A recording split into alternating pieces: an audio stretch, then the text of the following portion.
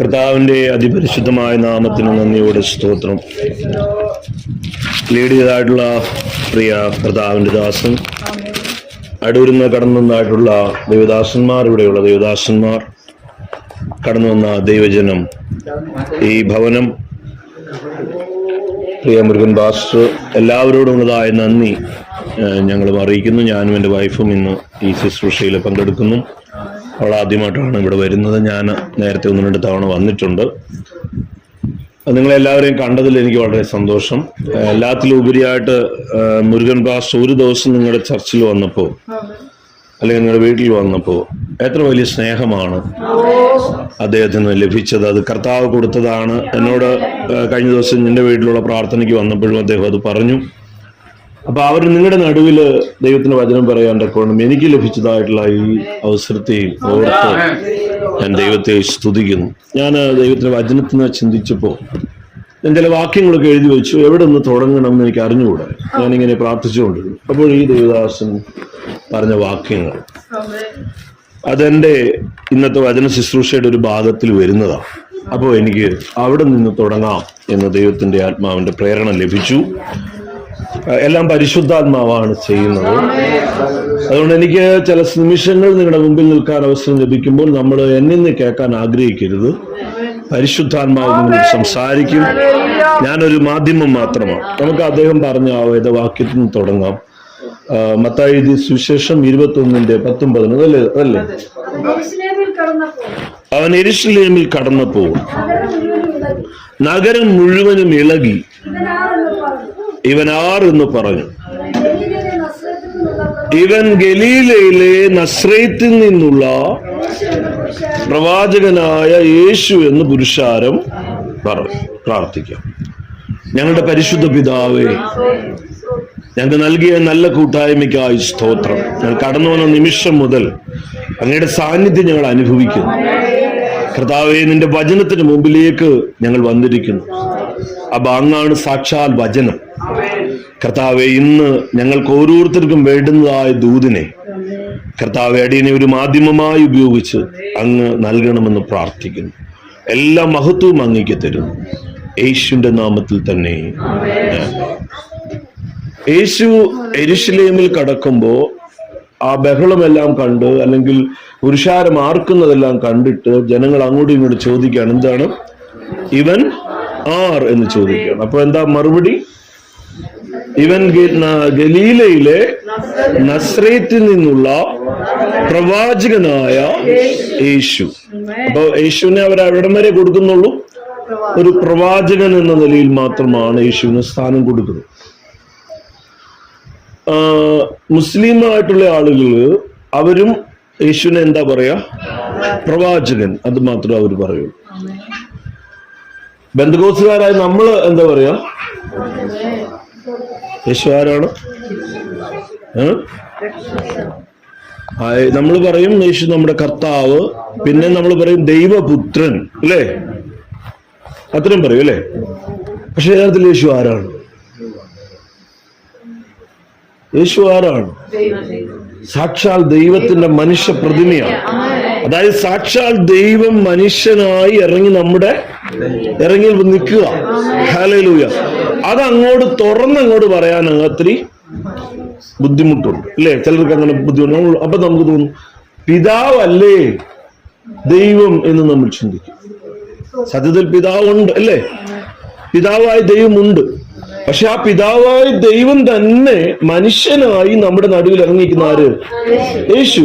അതുകൊണ്ടാണ് അവിശ്വാസിയാണെങ്കിലും തോമസിനോട് കർത്താവ് പറഞ്ഞു, തോമസിന് വിശ്വാസമായിരുന്നില്ല, ഉണ്ടായിരുന്നോ? യേശു ഉയർത്തുന്ന വിശ്വാസം ഉണ്ടല്ല. അദ്ദേഹം പറഞ്ഞു, ഞാൻ എൻ്റെ കൈവിരലുകൾ അവന്റെ ആണിപ്പാടുള്ള ശരീരത്തിൽ ഇട്ടാൽ മാത്രമേ ഞാൻ വിശ്വസിക്കൂ.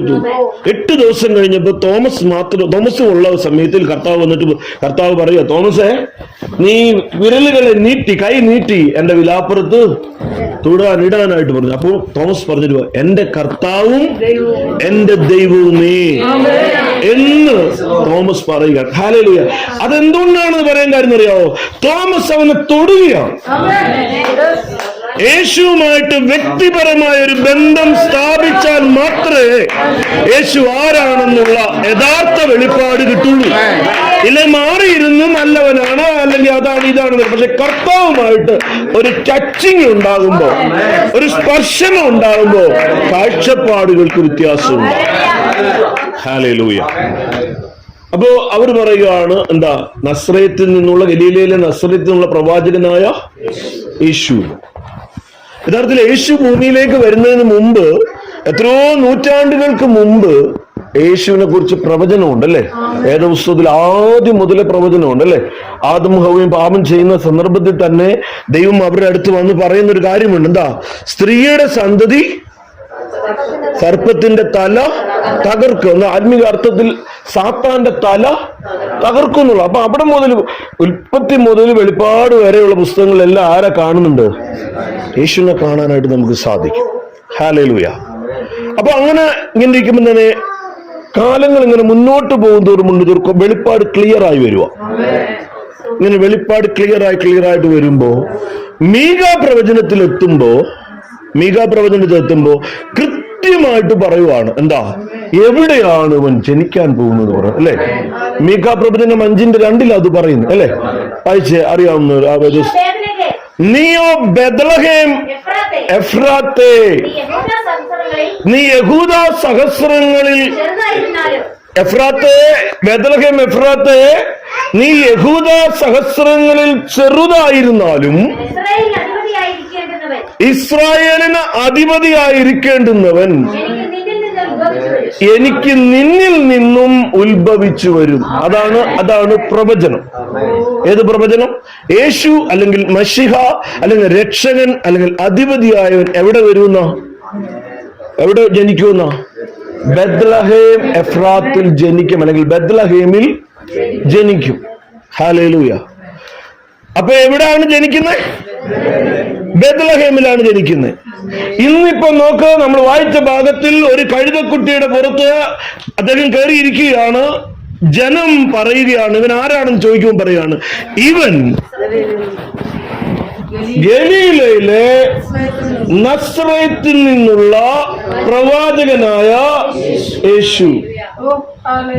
പ്രവചനം എന്താണ്? ബേത്ലഹേം എഫ്രാത്തേ, നീ യഹൂദ സഹസ്രങ്ങളിൽ ഏറ്റവും ചെറുതാണെങ്കിലും എന്റെ ജനത്തെ നയിപ്പാനുള്ളവൻ നിന്നിൽ നിന്നും പുറപ്പെട്ടു വരും. പക്ഷെ ഇപ്പോ ജനം പറയുന്നു, ഇവൻ ആര്? നസ്രയത്തിൽ നിന്നുള്ള, ഗലീലയിലെ നസ്രയത്തിൽ നിന്നുള്ള പ്രവാചകനായ യേശു. ബേത്ലഹേം എന്ത്? പ്രവചനം തെറ്റിപ്പോയോ ദേവദാസ? തെറ്റിയോ? പിന്നെ അമ്മച്ചി ഇങ്ങനെ പറഞ്ഞ എന്താന്ന് പറയണ്ടേ? ഇവൻ ബെത്ലഹേമുകാരനായ പ്രവാചകനായ യേശു, അങ്ങനല്ലേ പറയണ്ടേ? പക്ഷേ യേശുവിന്റെ മരണം വരെ, അല്ലെങ്കിൽ ഉയർത്തെഴുന്നേൽപ്പ് വരെ യഹൂദന്മാരാരും അറിഞ്ഞില്ല അവൻ ബെത്ലഹേമിനായിരുന്നു. ഹല്ലേലൂയ. യേശു ബെത്ലഹേമുകാരനായിരുന്നു എന്ന് അറിഞ്ഞിരുന്നെങ്കിൽ യേശുവിന് നേരെ ഉയരുന്ന ഒത്തിരി പ്രശ്നങ്ങൾ മാറിപ്പോയെന്ന്. യേശുവിനെ കല്ലെറിയാൻ അവർ മടിച്ചേനെ, യേശുവിനെ ക്രൂശിക്കാൻ അവർ മടിച്ചേനെ.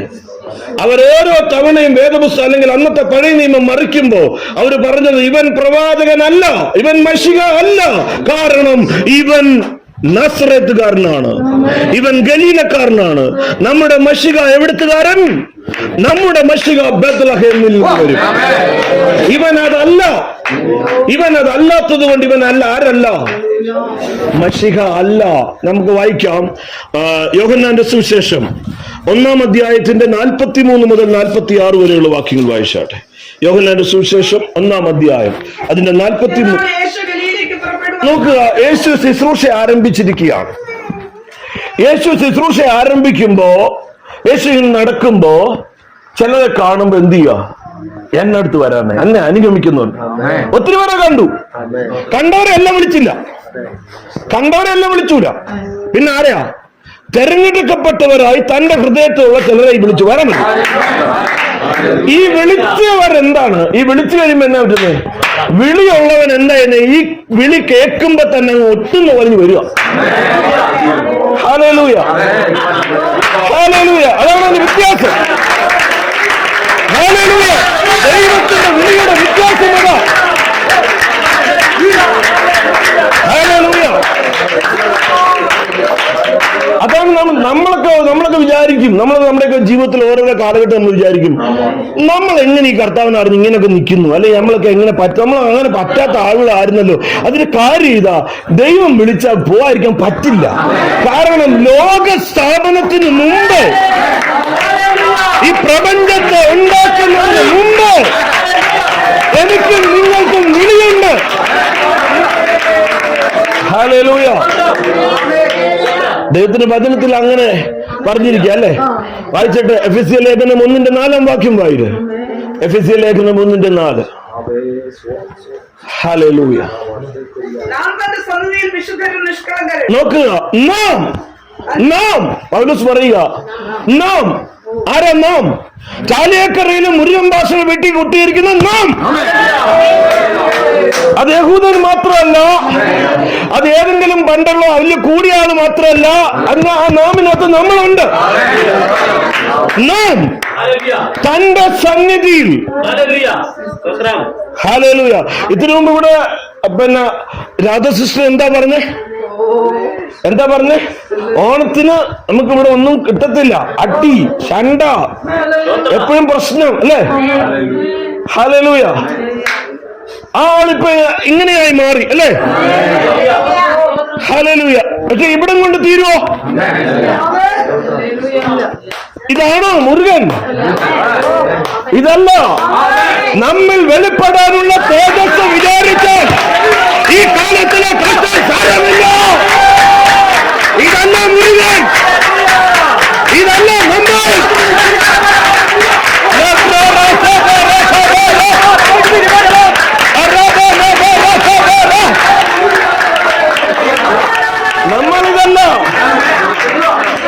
നമ്മളിതല്ല. എന്റെ പേരെന്താ പറഞ്ഞേ? ഷെല്ലി. നമ്മളത് അല്ലാന്ന് എങ്ങനെ തെളിയിക്കും? ഷെല്ലി അല്ലാന്ന് എങ്ങനെ തെളിയിക്കും? ഞാൻ തെളിയിച്ചു തരാം. വീട്ടിൽ നിന്ന് ഇറങ്ങിയപ്പോ കണ്ണാടി നോക്കിയായിരുന്നോ? നോക്കി. ഇപ്പൊ എങ്ങനെ ഇരിക്കാന്നറിയോ?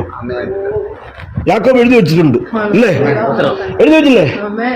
കണ്ണാടിയിൽ നോക്കിയിട്ട് നമുക്ക് ഏത് മറന്നു പോവാ? നമ്മുടെ രൂപം നമ്മളങ്ങ് യാക്കോബിന്റെ ലേഖനത്തിൽ എഴുതിയിരിക്കുക. നമ്മൾ സ്വാഭാവികമായി നോക്കുന്നുണ്ട്, പക്ഷെ അതെന്താണെന്നറിയാമോ?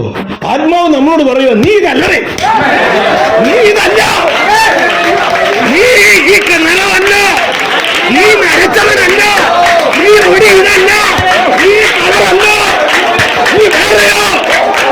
നീ വേറെയോ. ഹല്ലേലൂയ,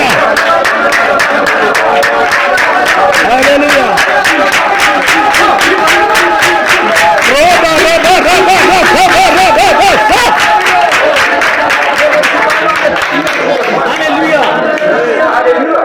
വേട്ടമല ഫിലിപ്പോസ് എന്ന് പറയുന്ന ഒരു ഉപദേശിയുണ്ട്. നിങ്ങൾക്ക് ചരിത്രങ്ങൾ അറിയാം. അദ്ദേഹം കറുത്ത നിറമുള്ള ഒരു മനുഷ്യനാണ്. പുഞ്ചമണ്ണിൽ മാമനർ ഉപദേശി എന്ന് പറയുന്ന മർത്തോമ സഭയിലെ ഭയങ്കര തടിയും നീളവും ആചാനുബാഹുവായിരിക്കുന്ന ഒരു വെളുത്തച്ചായൻ ഉണ്ടായിരുന്നു. വെളുത്തച്ചായന് കറുത്ത ഫിലിപ്പോസിനെ കണ്ടപ്പോ അത്ര സൂചിച്ചില്ല. അപ്പൊ വെളുത്തച്ചായൻ പ്രസംഗിച്ചുകൊണ്ടിരുന്നപ്പോ അതിനകത്ത് വിരമ്യ പ്രവചനത്തിൽ നിന്ന് ഒരു വാക്യം അങ്ങോട്ട് പറഞ്ഞു. കൂശിന് തന്റെ തൊക്കും പുള്ളിക്ക് തന്റെ പുള്ളി മാറ്റാൻ കഴിയുമോ എന്നൊക്കെ പറഞ്ഞിട്ട് കൂശനെ പോലെ ഒരുത്തൻ ഇരിക്കുന്നു, കറുത്തിട്ട് ഒരുത്തൻ ഇരിക്കുന്ന പറഞ്ഞു.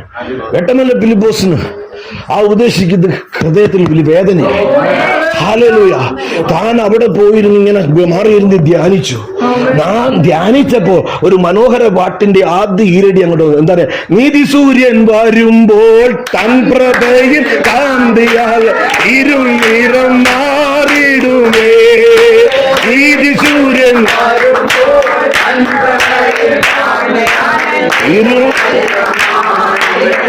ഓ രാജരാജ പ്രതിമയെ ധരിപ്പിച്ച് എന്നെ തന്റെ രാജരാജ പ്രതിമയെ ധരിപ്പിച്ച് എന്നെ തന്റെ കൂടെ ഇരുത്തുന്ന രാജാവ്.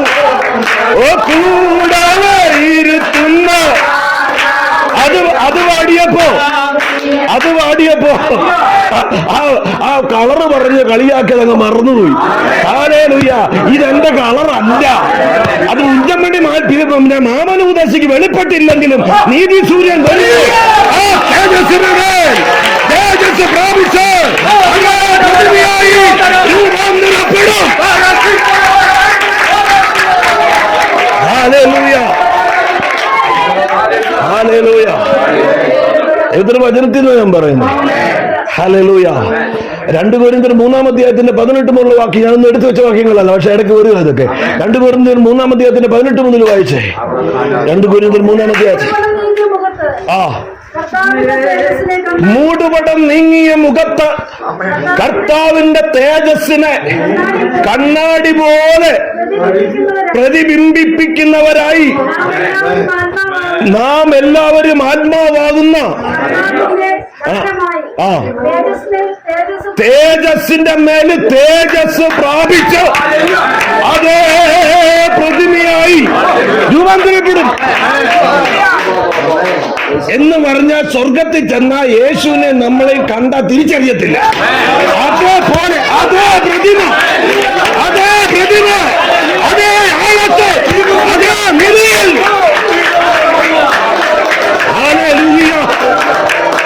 ആ തേജസ് നമ്മുടെ മേലേക്ക് പകരും.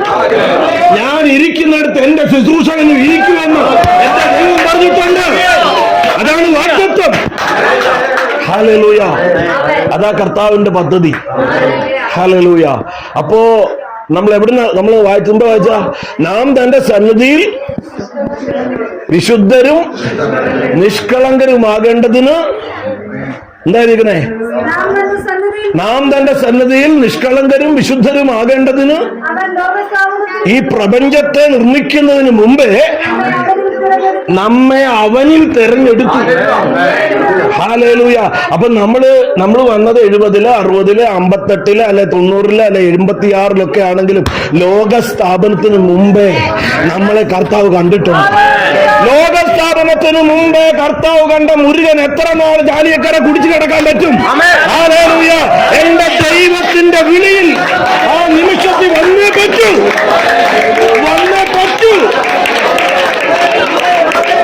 ഹല്ലേലൂയ. ചില സാധനങ്ങൾ വന്നിട്ട് ഞാൻ കൊണ്ടേ പോകത്തുള്ളൂ എന്ന് പറയത്തില്ല. ആ കൊണ്ടേ പോക്കല്ലിത്. ഹല്ലേലൂയ. ഇത് കർത്താവ് കൊണ്ട് നമ്മളെ പണിതെടുക്കുക. അപ്പൊ ഞാൻ വിഷയത്തിൽ നോക്കുക. അങ്ങനെ കർത്താവ് ഇങ്ങനെ ശുശ്രൂഷയ്ക്ക് ആളെ വിളിക്കുക. അങ്ങനെ ശുശ്രൂഷയ്ക്ക് ആളെ വിളിക്കുമ്പോ ആരെ കണ്ടു? ഫിലിപ്പോസിനെ കണ്ടു. വായിച്ചേ, നമ്മൾ ആ ഭാഗത്തു നിന്നാണ് തിരിഞ്ഞത്. അതായത് യോഹന്നാൻ സുവിശേഷം 1-ാം അധ്യായത്തിന്റെ അതിന്റെ 43 മുതലുള്ള വാക്യം. പിറ്റേന്നാൾ യേശു ഗലീലയ്ക്ക് പുറപ്പെടുവാൻ ഭാവിച്ചപ്പോൾ ഫിലിപ്പോസിനെ കണ്ടു. എവിടാ വീട്? എന്റെ കൂടെ വരാമോ? ഇന്നൊന്നും ചോദിച്ചില്ല, ഒറ്റ വാക്കാ ചോദിക്കുന്നത്, എന്നെ അനുഗമിക്കാന്ന് അവനോട് പറഞ്ഞു. അടുത്ത വാക്യം.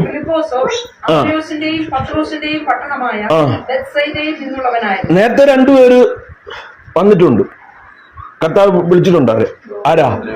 അന്ത്രയോസും പത്രോസും. ഇങ്ങനെ പരടരുവാ. ഫിലിപ്പോസ് വരുന്നതിന് ഒരു കാരണം, അന്ത്രപ്പം വന്നിട്ടുണ്ട്.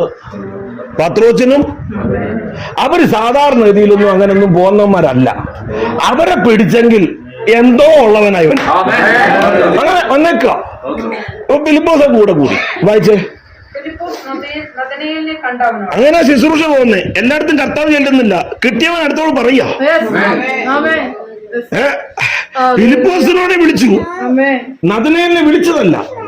ഫിലിപ്പോസ് നദനേലിന്റെ അടുത്ത് ചെന്നു. കണ്ടിട്ട് പറയുകയാണ്, വായിച്ചേ. നദനേലെ ന്യായപ്രമാണത്തിൽ മോശയും പ്രവാചകന്മാരും എഴുതിയിരിക്കുന്ന ഒരുത്തനുണ്ടല്ലോ, അവനെ കണ്ടെത്തിയിരിക്കുന്നു. എങ്ങനെ കണ്ടെത്തി? PhD കേട്ടിട്ടാണോ കണ്ടെത്തിയേ? എന്തെങ്കിലും ഒരു പെട്ടെന്ന് ഒരു അവതാരം ഇങ്ങനെ വന്നിങ്ങനെ കുഞ്ഞി വന്ന് നിന്നു, അങ്ങനെയാണ് കണ്ടെടുത്തേ? അങ്ങനൊന്നും അല്ല കണ്ടെത്തേ. കൂടെ നടന്നപ്പോ മനസ്സിലായി ഇത് അവനാ.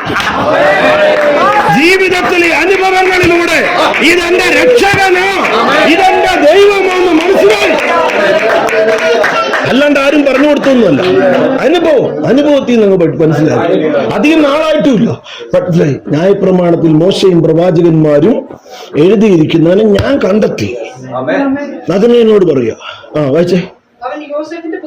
അതാരെന്ന് വെച്ചാല് ജോസഫിന്റെ പുത്രനായ ആദ്യത്തെ അറിവുകളാ കേട്ടോ. പിന്നാണ് എന്ത് പറയുന്നേ? അറിവ് കൂടി വരുമ്പോഴാ അത് മാറുന്നേ. ഒരിക്കലും ഈ അറിവ് കൂടിയപ്പോ ഉടനെ ചോദിച്ചു, നിങ്ങൾ മറ്റുള്ളവരൊക്കെ എന്നെ പറ്റി എന്നാ പറയുന്നേ? പ്രവാചകന അതാ ഇതാ.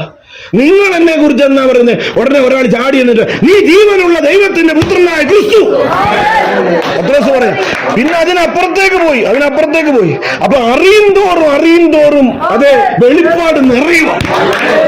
അതുകൊണ്ട് കിട്ടിയത് നിർത്തരുത്, കിട്ടിയത് അറിഞ്ഞതിലും നിർത്തരുത്. കൂടുതൽ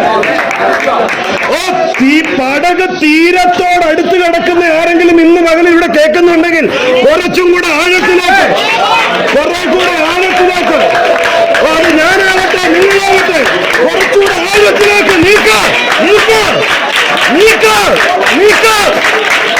കുറെ കൂടെ ആഴത്തിലേക്ക്. ഹല്ലേലൂയ. പറയാ അതാരാന്ന് വെച്ചാ ആരാ? പിന്നെ എന്താ പറയുന്നേ? ഈ ഫിലിപ്പോസ് പറയുന്നത് എന്താ? വായിച്ചാ അങ്ങോട്ടെ. അവൻ ജോസഫിന്റെ പുത്രനായ യേശു എന്ന നസ്രത്തുകാരൻ തന്നെ എന്ന് ആരോട് പറയുക? ഈ നഥനയേലിനോട് പറയുക. അടുത്ത വാക്യം വായിച്ചു. നഥനയേൽ അവനോട് ഒറ്റ ചോദ്യം. എനിക്ക് ഇഷ്ടപ്പെട്ടു, അവനെ കണ്ടെത്തി എന്ന് പറഞ്ഞാൽ എനിക്ക് ഇഷ്ടപ്പെട്ടു. പക്ഷെ പണ്ട് മുതലേ ഒരു ചൊല്ലുണ്ട്, നസ്രത്ത് മുടിഞ്ഞടവാ, നസ്രത്ത് ഗുണമില്ലാത്ത ഏരിയ. അതുകൊണ്ട് പഴഞ്ചൊല്ല് പോലെ നാട്ടിൽ ചെറിയൊരു ചൊല്ലുണ്ട്, നസ്രത്തിൽ വല്ല. ഇപ്പൊ നീ പറഞ്ഞ ആരാ? സകല നന്മയുടെയും ഉറവിടമായ മശിഹ, രക്ഷകൻ, അവനെ കുറിച്ചാണ് നീ ഇപ്പൊ പറഞ്ഞേ. പക്ഷെ അത് പൊരുത്തപ്പെടാത്ത ഒരു കാര്യം, അവൻ നസ്രത്തുകാരനാന്ന് കേൾക്കുമ്പോ എന്റെ ഹൃദയത്തിൽ തളർച്ച. നഥനയേൽ പറയുക നസ്രത്തിന്ന്. ഹല്ലേലൂയ. അങ്ങനെ ചോദിച്ച പാസ്റ്ററോട് ചോദിച്ചാൽ എന്തു പറയും പാസ്റ്റർ? നമ്മളൊരാട് സൂചാനം പറയാൻ പോയപ്പോ ഇങ്ങോട്ടൊരു ചോദ്യം ചോദിച്ചു, നമ്മുടെ കാറ്റ് പോയില്ലേ? നമുക്കൊന്ന് പറയാൻ പറ്റുമോ? നസ്രത്ത് ഗുണം പിടിക്കാത്ത സ്ഥലം, നസ്രത്തിന്ന് വല്ല. നാട്ടിലെ ചൊല്ലാ പറഞ്ഞേ. ഫിലിപ്പോസ് ഒറ്റ കാര്യം പറയുന്നുള്ളൂ, എനിക്ക് ഇതിന്റെ ഗ്രാമറും ഇതിന്റെ ABCD ഒന്നും പറഞ്ഞുതരാം. ഒറ്റ കാര്യം, വന്നു കാണുക. കൂട്ടായ്മ വന്നു കാണാൻ, ആരാധനയ്ക്ക് വന്നു കാണാൻ, അനുഭവിക്കുക. Hallelujah! Hallelujah! ഇപ്പോ ഈ ദേവദാസനെ കണ്ടിട്ട് വെളി അതെന്തു ഒരു ചെറിയൊരു മനുഷ്യൻ അല്ലെ? അങ്ങനെ പ്രവചനമുണ്ടോ? അങ്ങനെ എന്താ അറിയാന്ന് വിചാരിക്കുന്നേ? അങ്ങനെ കണ്ടിട്ട് അങ്ങനെ ചില പ്രവാചകന്മാർ കോട്ടൊക്കെ ഇട്ടു അല്ലെ, വലിയ വണ്ടി അല്ലേ, അങ്ങനെ അഭിജ്ഞാനം മാത്രമൊന്നുമില്ല. അപ്പൊ ഒറ്റ കാര്യമാണ്, വന്ന് കാണുക, ശുശ്രൂഷ വന്ന് കാണുക, ശുശ്രൂഷ കാണ്, ശുശ്രൂഷ അനുഭവിക്ക, എന്നിട്ട് പറ.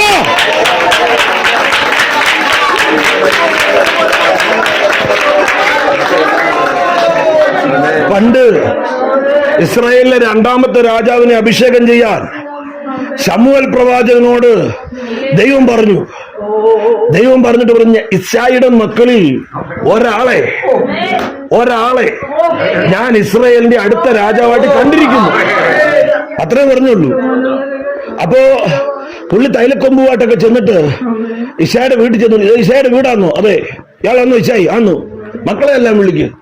നിന്റെ മക്കളിൽ ഒരാളെ ദൈവം ഇസ്രായേലിനെ രാജാവായിട്ട് ഒളിച്ച ചെയ്യാൻ പറ്റും. യഥാർത്ഥ രാജാവ് അവിടെ ഇരിപ്പുണ്ട് ഇപ്പോ. അതുകൊണ്ട് കള്ളം പറഞ്ഞായിരിക്കും, യാഗത്തിന് വന്നെന്ന് പറഞ്ഞൊക്കെയാ വന്നേക്കുന്നേ. അങ്ങനെ രഹസ്യമായിട്ട് വന്നേക്കുവാ. അപ്പോ പുള്ളിക്ക് എത്ര മക്കളാ? 8. പക്ഷെ പുള്ളിയുടെ കണക്കിൽ എത്രയേ ഉള്ളൂ? 7. ആ 8ാമത്തെ ഏതാ? മുമ്പേ പറഞ്ഞതാ ഏതാ? ഇതുപോലൊരു ഗുണം പിടിക്കാത്തവൻ എന്റെ വയറ്റിൽ പറഞ്ഞല്ലോ. ആ പറഞ്ഞതുപോലെ തള്ളിയിട്ടേക്കുക. നേരം വെളുത്തിട്ട് പറഞ്ഞേക്ക, പോയി അവിടെ നോക്കണം, അവിടെ നോക്കൂ. അതുകൊണ്ട് കണക്കിക്കൊള്ളാക്കിയെന്ന മക്കൾ എത്രയേ ഉള്ളൂ? 7. 7 എണ്ണത്തെയും പിടിച്ചിരുത്തിക്കുക. 8ാമത്തെ ഒരുത്തൻ നാണ്ട ആട്ടിന്റെ അടുത്ത് നിന്നുകൊണ്ട് പാട്ട് പാടുക. എന്തുവാടാ? പച്ചയായ പുൽപ്പുറങ്ങളിലേക്ക്. ഏത് പച്ചയാ? ഏത് പച്ചയാ? സ്വസ്ഥതയുള്ള വെള്ളത്തിനരികത്തേക്ക്. എന്റെ ആയുഷ്കാലമൊക്കെ നന്മയും കരുണയും എന്നെ അനുഗമിക്കും. ഒരു ഒന്നുമില്ല, പക്ഷെ പാട്ട് പാടുക, പാട്ട് പാടുക. ഓ ഹല്ലേലൂയ! എന്റെ സഹോദരി, നിങ്ങൾക്ക് 1 ലക്ഷം ഇല്ലെങ്കിലും പറ, പാട്. എന്റെ ദൈവത്താൽ, എന്റെ ദൈവത്താൽ, എന്റെ ദൈവത്താൽ, എന്റെ ദൈവത്താൽ. ഹല്ലേലൂയ!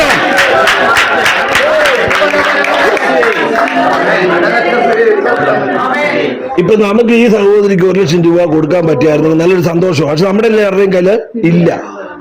ഹല്ലേലൂയ! അല്ലെ, അതാണ് നമ്മൾ ചെയ്യണ്ടേ. നമ്മുടെ കയ്യിൽ ഇല്ല, ഇല്ലാതെ കൊടുക്കാൻ പറ്റുമോ? ഇല്ല. അപ്പൊ നമുക്ക് എല്ലാവർക്കും തന്നെ ഓരോരോ പ്രശ്നങ്ങളും പോരായ്മകളും ഉണ്ട്. പക്ഷെ നമുക്കത് വീടോ സ്ഥലമൊക്കെ നോക്കിയാൽ കുറച്ചേ ഉള്ളൂ. പക്ഷെ ഇത് മൊത്തം നമ്മുടെയാ. ഇതിനകത്ത് എത്ര വചനമുണ്ടോ അതെല്ലാം നമ്മുടെയാ.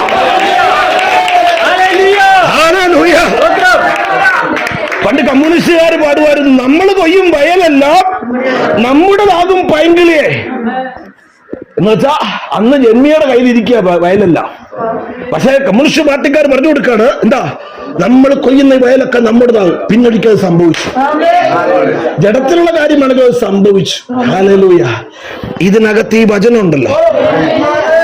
ഇന്നലെ അത് പൗലോസിന്റേതായിരുന്നു, ഇന്നലെ അത് അബ്രഹാമിന്റെ ആയിരുന്നു, ഇന്നലെ അത് യാക്കോബിന്റെ ആയിരുന്നു. ഇന്ന് എന്റേതാ, ഇന്ന് എന്റേതാ, ഇന്ന് എന്റേതാ. ഹല്ലേലൂയ! 18ാം സങ്കീർത്തനത്തിന്റെ 29ാമത്തെ വാക്യത്തിൽ ഇങ്ങനെ, നിന്നാൽ ഞാൻ പടക്കൂട്ടത്തിന് നേരെ പാഞ്ഞു ചെല്ലും, എന്റെ ദൈവത്താൽ ഞാൻ മതിൽ ചാടിക്കടക്കും. എന്തോ പറഞ്ഞേ? 7 കുട്ടമ്പിള്ളക്ക് നേരെ ചെല്ലുമെന്നല്ല, പടക്കൂട്ടം, ഒരു സൈന്യം. ഞാൻ പാഞ്ഞു ചെല്ലും, ഞാൻ പാഞ്ഞു ചെല്ലും.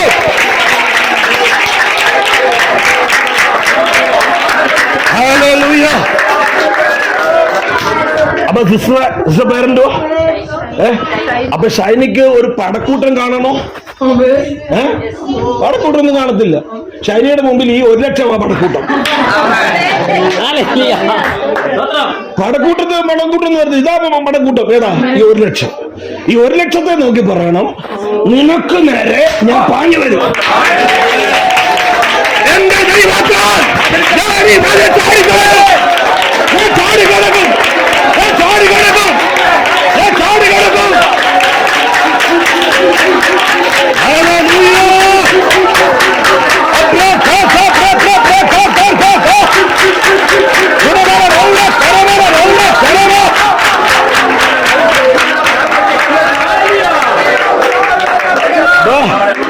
ഷൈനിക്ക് 1 ലക്ഷം ആണല്ലോ, വേറൊരാൾക്ക് അൾസറായിരിക്കും, വേറൊരാൾക്ക് ഒരു തടിപ്പായിരിക്കും, വേറൊരാൾക്ക് കുടുംബ പ്രശ്നമായിരിക്കാം.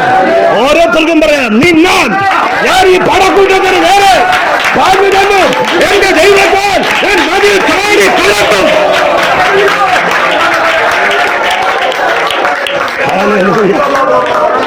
ഹല്ലേലൂയ! അപ്പോ ഒരാളെ തള്ളി വെച്ചിരിക്കുക.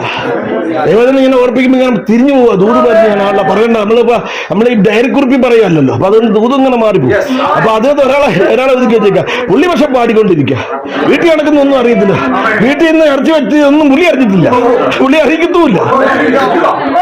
പുള്ളിയോടെ പാടിക്കൊണ്ടിരിക്കുക. അപ്പോ പട്ടാളത്തില് ജോലിയുള്ള 3 മക്കൾ പട്ടാളത്തില, 7 എണ്ണത്തിൽ 3 എണ്ണം പട്ടാളത്തില, 4 എണ്ണം അവിടെ കറങ്ങിയാതിരിപ്പുണ്ട്, കമ്പനി ജോലിക്കാരാ. ഒരെണ്ണം മറ്റടുത്ത് കൂട്ടും, അതിനെ കൂട്ടിയിട്ടില്ല. 1ാമത്തെ ആള് പട്ടാളക്കാര്, തടി, നീളം, പൊക്കം. കണ്ടപ്പോഴേ പാസ്റ്ററിന് ഭയങ്കര സന്തോഷം. ഓ, എന്റെ ദൈവത്തിന്റെ തെരഞ്ഞെടുപ്പ്, എത്ര സന്തോഷം. ചാടി എണ്ണിച്ചു, കൊമ്പെടുത്ത് അഭിഷേകം, ഞാൻ പോരും, ഇരിക്കണേ പറഞ്ഞു. അവന്റെ നീളമോ പൊക്കമോ ആകൃതിയോ പ്രകൃതിയോ നോക്കരുത്.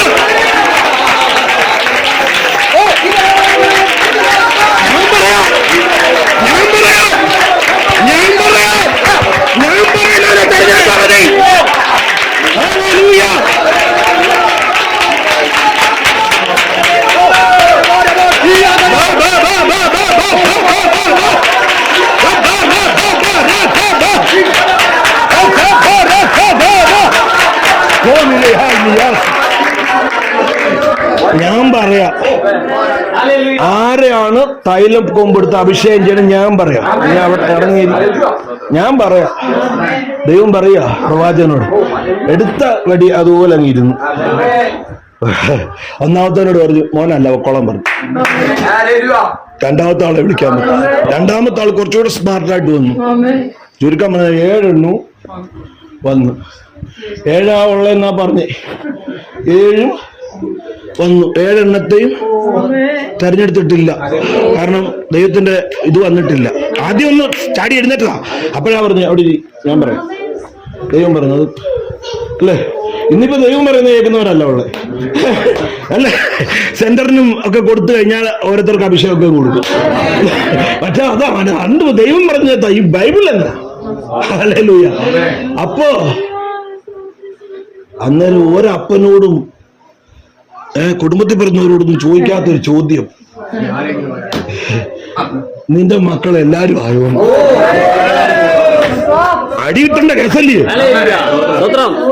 ഭാര്യ അവിടെ നിൽപ്പുണ്ട്. മക്കളെ 7 ഉള്ളെന്ന് പറഞ്ഞ് 7 വിളിച്ചു നിർത്തിയിരിക്കുന്നു.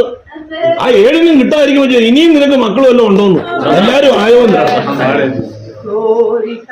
പക്ഷെ പ്രവാചകൻ അത് ചോദിക്കും. ഹല്ലേലൂയ. അവൻ ഉണക്കാഭിഷേകക്കാരനല്ല. ഹല്ലേലൂയ. ദൈവം വിളിച്ചവനാ. എവിടുന്നാ വിളിച്ചേ? എവിടുന്നാ വിളിച്ചേ? കണ്ണു കുരുടായ ദർശനം നഷ്ടപ്പെട്ട ഒരു മുതു കിളവന്റെ മുന്നിൽ നിന്ന്. ഞാൻ പച്ച മലയാളം പറയാ. ഏതാ? ഏലി. സെഞ്ചുറി അടിക്കാതെ 98-ാം വയസ്സിൽ പുറകോട്ട് വീണ് ചത്തവന്റെ. എന്റെ മക്കൾ രണ്ടും പഴയായിരുന്നു. മക്കളെ തിരുത്തിയില്ല ഏലിയപ്പച്ചൻ. ഇങ്ങനെ ഇരിക്കുക. മക്കൾ കാണിക്കുന്ന വൃത്തികേടുകളൊക്കെ ശമൂവേൽ പ്രവാചകന്റെ പുസ്തകത്തിൽ യാതൊന്നും പറയുന്നില്ല. അതിനെ തടയോ തിരുത്തുകയോ ചെയ്യുന്നില്ല. ഇനി തിരുത്താൻ പോയാൽ അപ്പന്റെ കഴുത്തിന് മക്കൾ പിടിക്കും. കഴുത്തിന് പിടിച്ചാലും വേണ്ടിയല്ല ദൈവം പറയുന്നത് ചെയ്യാമെന്ന് അപ്പനോട് തോന്നുന്നില്ല. അതുകൊണ്ട് 3 ശവം ഒറ്റ ദിവസം വീട്ടിൽ വന്നു. തിരുത്താഞ്ഞത് കൊണ്ട് അപ്പൻ കസേരയെന്ന് പുറോട്ട് വീണ് ചത്ത്, മക്കൾ 2 വഴിയിൽ ചത്ത്, 3 ശവം ഒരുമിച്ച് വീട്ടിലെത്തി. ഹല്ലേലൂയ. മരുമോള് പ്രസവത്തിൽ മരിച്ച് പ്രസവിച്ച് വീണുമ്പോ അവള് പറയാ, ഈ കൗമോദ് മഹത്വം ഇസ്രായേലിന് പോയി. അതാ മോന്റെ പേര്.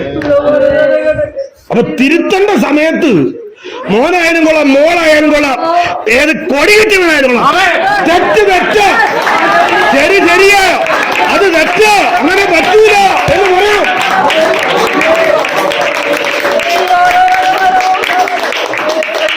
അവിടുന്ന് വിളിച്ചവനാ ശമൂവേലെ കൊച്ചായിരുന്നപ്പോ വിളിച്ചതാ.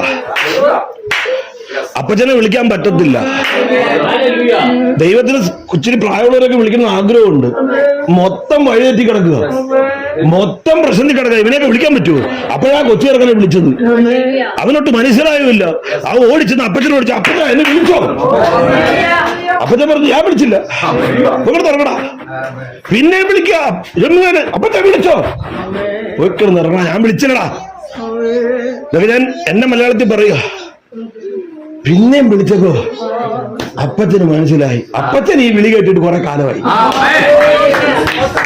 അപ്പച്ചന് പോയ പണ്ട് കേട്ടിട്ടുണ്ട്, പക്ഷേ ഇതങ്ങ് ആദാമിന്റെ കാലത്ത് കേട്ടത് ഇപ്പൊ കേട്ടിട്ടില്ല.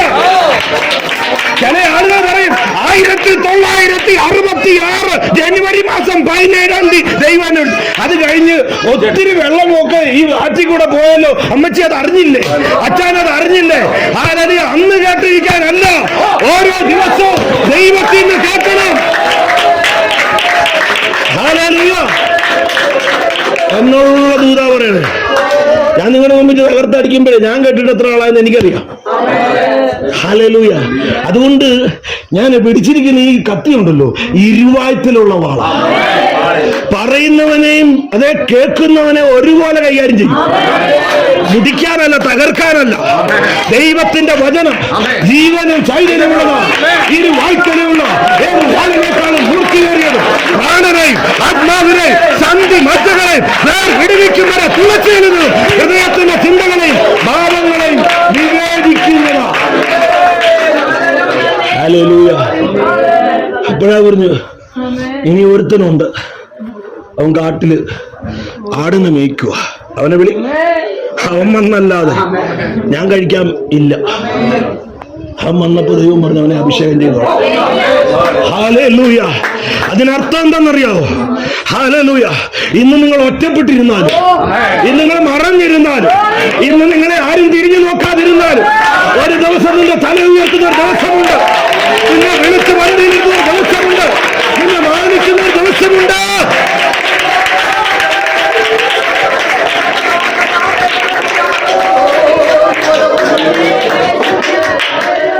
അങ്ങനെ ദാവീദിനെ എന്ത് ചെയ്തു?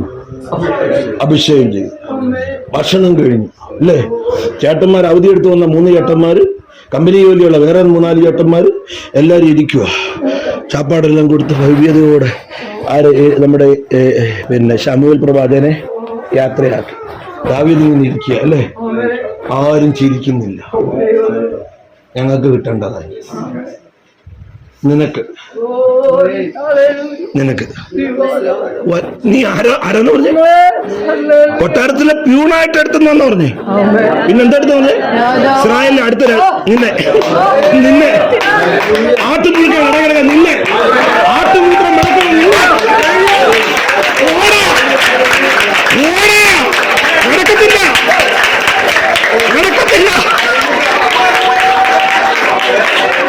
ഹല്ലേലൂയ. പ്രവാചകനൊക്കെ നല്ല പ്രവാചകരുമുണ്ട്, കള്ള പ്രവാചകരുമുണ്ട്. ചിലപ്പോ പ്രവാചകനും തെറ്റുപറ്റിയതായിരിക്കാം. അതുകൊണ്ട് തൽക്കാലം കുഞ്ഞ് ഇന്നത്തെ ചാപ്പാട് അടിച്ച് ഇന്ന് പോകണ്ട, നേരം വെളുക്കുമ്പോ എങ്ങോട്ട് പോക്കണം? കാട്ടിപ്പോക്കണം. ആടിനെ ആരോ വെക്കുന്ന ഏത് വഴി കൂടെ ദൂത് പിന്നെ രാജാവാകുന്ന വല്ലതും പഠിച്ചിട്ടുണ്ടോ? വിദ്യാഭ്യാസം ഉണ്ടോ? പിന്നെ അതുകൊണ്ട് കൂടുതൽ ആഗ്രഹിക്കണ്ട, പോയി ആടിനെ നോക്ക്. പിന്നെ മൂത്ത ഏട്ടനൊക്കെ പട്ടാളത്തില വല്ല പ്യൂണിന്റെ വേക്കൻസിയോ വെള്ള ഒഴിപ്പിന്റെ വേക്കൻസിയോ ഉണ്ടെങ്കിൽ വിളിക്കാം. എന്റെ പാസ്വേ, ഈ ആട്ടും പുഴുക്കിന്റെ ഇടയിൽ കിടക്കുന്ന ഈ ദാവീദിനെ എങ്ങനെ കൊട്ടാരത്തിൽ ചെല്ലും? രാവിലെ ശൗലിന്റെ അടുത്തിട്ട് ചെല്ലുക, എനിക്കൊരു അഭിഷേകം ഇന്നലെ കിട്ടി, ഞാൻ ഇസ്രായേലിന്റെ അടുത്ത രാജാവ്, തൊഴിച്ച് അപ്പഴേ എടുത്ത് അപ്പുറത്തൊരിയത്തില്ല ഇല്ലേ? ഇല്ലേ ഇല്ലേ? പിന്നെ എങ്ങനെ പറ്റും? അതാണ് ഞാൻ പറയും. അതാണ് സിസ്റ്റർ പ്രശ്നം. നിങ്ങൾ ഇവിടെ കിടന്ന് ഈ തുള്ളിച്ച, ഞാൻ ഇതൊക്കെ ഒത്ത് കണ്ടതാ. തുള്ളിച്ചാടിയെല്ലാം കഴിഞ്ഞിട്ട് ഇച്ചിരി കഴിഞ്ഞ് ഇങ്ങോട്ട് ഇറങ്ങും, വണ്ടിയിൽ തിരിച്ചു കയറുമ്പോൾ നിങ്ങളുടെ മനസ്സിനകത്തൊരു ആദി വരും. നല്ലൊരു ബലമായിരുന്നു കാത്തിട്ടുണ്ടത്, പക്ഷെ 1 ലക്ഷം എങ്ങനെ കിട്ടും? നമ്മളിതിവിടെ പോയിട്ടുള്ളതാന്നേ, നമ്മളിതിവിടെ പൊക്കോണ്ടിരിക്കുക പലപ്പോഴും ചിലപ്പോഴൊക്കെ. ഹല്ലേലൂയ. അതാണ് ദൈവം, അവിടെയാണ് ദൈവം. ഹല്ലേലൂയ. ദൈവത്തെ പറ്റി ഒരു നിർവചനം റോമാലേഖനം 4:17 എന്താ? മരിച്ചവരെ ജീവിപ്പിക്കുകയും ഇല്ലാത്തതിനെ ഉള്ളതുപോലെ വിളിച്ചു വരുത്തുകയും ചെയ്യുന്ന ദൈവം. ഹല്ലേലൂയ. ദൈവത്തിന് 1 ലക്ഷം ഒന്നും കൈ വേണ്ട, വിളിച്ചിഞ്ഞ് വരുത്തുക. വിളിച്ചു വരുത്തുക. എത്ര വേണ്ടേ? 1 ലക്ഷം വിളിച്ചു വരുത്തുക. ചിലപ്പോ 1-ന് പകരം 2 വിളിച്ചത്. അതിലാണ് നമ്മൾ ആശ്രയിക്കണ്ടേ. ഇത് നമ്മൾ എപ്പോഴും ആശ്രയിക്കുന്നതെന്നറിയാവോ? ഈ ചവിട്ടി നിൽക്കാനുള്ള ഗ്രിപ്പ് പോകുന്നവരെ നമ്മൾ ഇങ്ങനെ നിൽക്കും, തുള്ളിയെ നിൽക്കും. ഇതൂടെ പോയാൽ നമ്മൾ ഭയങ്കര ആശ്രയം. ദൈവമേ നീ അല്ലാതെ വേറെ ആരുമില്ല. ഇത് നിൽക്കാൻ പറ്റുന്നിടത്തോളം നമ്മൾ എന്ത് ചെയ്യും? ചവിട്ടി നിൽക്കും. അപ്പൊ അതുകൊണ്ട് ദൈവം പറയും, എന്നാ പിന്നെ ഒരു കാര്യം ചെയ്യും, ആ ചവിട്ടോടെ ഒന്ന് നിൽക്കട്ടെ. അപ്പൊ ആ ബുദ്ധിയുള്ളവരെന്ത് ചെയ്യും? ചവിട്ടങ്ങ് നിർത്തിയിട്ട് ആദ്യം ദൈവത്തെ പിടിക്കും. അല്ലെങ്കിൽ ചവിട്ടി നിൽക്കുന്നതോടെ ആദ്യം അങ്ങ് പോവും, പിന്നെ ആ ശരിയായ വിളി വരുന്നത്. അപ്പൊ അതുകൊണ്ട് എല്ലാവരും ഒന്ന് ശ്രദ്ധിച്ചോണം. ചവിട്ടി നിൽക്കാൻ എന്തെങ്കിലും ഉണ്ടെങ്കിൽ അതിൽ ആശ്രയം വെക്കാതെ ദൈവത്തിൽ ആശ്രയിച്ചാൽ ദൈവം ചവിട്ടി നിൽക്കുന്നതുകൊണ്ട് പോകത്തുമില്ല. യഹോവയിൽ മനുഷ്യനാ ഭാഗ്യവാൻ. എനിക്ക് അതുകൊണ്ട് ഇതുകൊണ്ട് മറ്റേതുകൊണ്ട് കൂട്ടത്തിൽ കിട്ടത്തില്ല. ആ നിലയിൽ നമ്മൾ എന്തിനാ പറഞ്ഞെന്ന് വെച്ചാൽ, നമ്മൾ ഇതിലൊക്കെ ഒക്കെ പോയവരാ. നിങ്ങളൊക്കെ ഓരോരുത്തർക്കും നിങ്ങൾ ഓരോരുത്തരും കർത്താവിനെ വചനം പറഞ്ഞു. നമുക്ക് സമയം കുറവാണെങ്കിലും ഞാൻ കർത്താവിനെ സന്തോഷിച്ചു. കാരണം ഹല്ലേലൂയ, ദേവാസം എല്ലാവർക്കും അവസരം കൊടുത്തല്ലോ. കാരണം ഓരോരുത്തർക്കും ഓരോരോ അനുഭവങ്ങളാണ്. അതൊന്നും പറയാൻ പറ്റിയില്ലെങ്കിലും ഹല്ലേലൂയ. പിന്നെ ഒരു കാര്യം ഇവിടെ ഉണ്ട്. ഇവിടെ ഒരു ഭയങ്കര ചിത്രകാരനുണ്ട്, ഇവിടെ ഒരു ഭയങ്കര കളമെഴുത്തുകാരനുണ്ട്. ഇവരുടെ വായിന്ന് ഈ ഭാഷയിൽ 2 വരി, ഈ ഭാഷയിൽ 2 വരി, ഓരോരുത്തരും 2-3 വരിയുള്ളൂ. ആ വരിയെ എടുത്ത് അവര് പറയാത്തതും കൂടെ ആക്കി നമ്മുടെ ഹൃദയത്തിനകത്തോട്ട് ദൈവം. ഹല്ലേലൂയ. ഇതെപ്പോഴാണെന്നറിയോ? ഇതെപ്പോഴാ വരുന്നത്? ഈ പ്രസംഗം കഴിയുമ്പോഴല്ല, വീട്ടിൽ ചെന്നിരുന്ന് ഇങ്ങനെ ചിന്തിക്കുമ്പോ ദൈവത്തിന് എന്റെ ധ്യാനത്തിങ്കൽ തീ കത്തും. ആ തീ കത്തുമ്പോ ഇങ്ങനെ ഉറങ്ങി വരും. എന്തെല്ലാം മർമ്മങ്ങൾ. ഹല്ലേലൂയ. അപ്പൊ ദൈവം ഓരോ വഴിയെടുക്കും.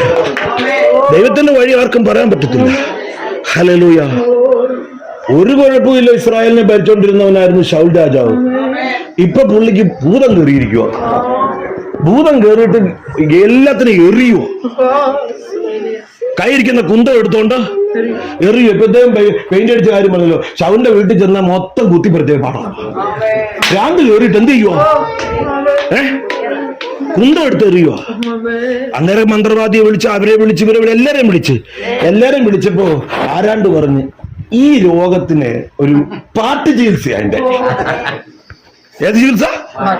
ഞാനിത് എന്റെ കൈ നോട്ട് ഭജനത്തോട് ചേർന്ന് വന്നതെന്ന് മാത്രമേ നോക്കിയാൽ മതി. പാട്ട് ചികിത്സയെന്നല്ലേ. അത് ഏത് പാട്ട് കൊട്ടിയാ മതിയോ? ഡ്രം പോരാ. ഇതിന്റെ ഈ അസുഖം ഒരു പ്രത്യേക പിശാചിക ശക്തിയാ. രാജാവിനായാലും പിശാചി കയറും എന്നല്ലേ പറയണ്ടേ? കാരണം ആദ്യമൊക്കെ പറഞ്ഞ അത്രയില്ല. പക്ഷെ ഇപ്പൊ തോന്നുന്നു തിരുമേനിക്ക് ഏതോ ഭൂതം കയറിയത്. ചിലരെ പറ്റി നമുക്കത് പറയാൻ പറ്റത്തില്ല അല്ലേ? പക്ഷെ അവര് പറഞ്ഞു, കാരണം പല മരുന്നും നോക്കി പറ്റിയില്ല. തിരുമേനിക്ക് ഭൂതം കയറി. തിരുമേനിക്ക് മനസ്സിലായി ഭൂതം കയറി. തിരുമേനിക്ക് അത് മനസ്സിലായതുകൊണ്ട് കുറെ കാലത്തിന് സുഖം കിട്ടി. മനസ്സിലായില്ലായിരുന്നു ആ ഭൂതം കയറി തന്നെ ആളെ അന്നേ എത്തേനെ. അപ്പൊ പറഞ്ഞു, പിന്നെ എന്തിനു മരുന്ന്? ഇതിന് ഈ ആട്ടിടയന്മാര് വായിക്കും. അത് നമ്മുടെ കയ്യിൽ ഇഷ്ടംപോലെ മൃദംഗം പിന്നെ തമ്പുരു എല്ലാം ഉണ്ടല്ലോ. അതൊന്നും പറ്റിയല്ല. ഈ ആട്ടിടയന്മാര് വായിക്കുന്ന ഈ കിന്നരം ഉണ്ടല്ലോ, ഈ കിന്നരം വെച്ചുള്ള പാട്ട് കേട്ടാൽ ഇത് കുറയും.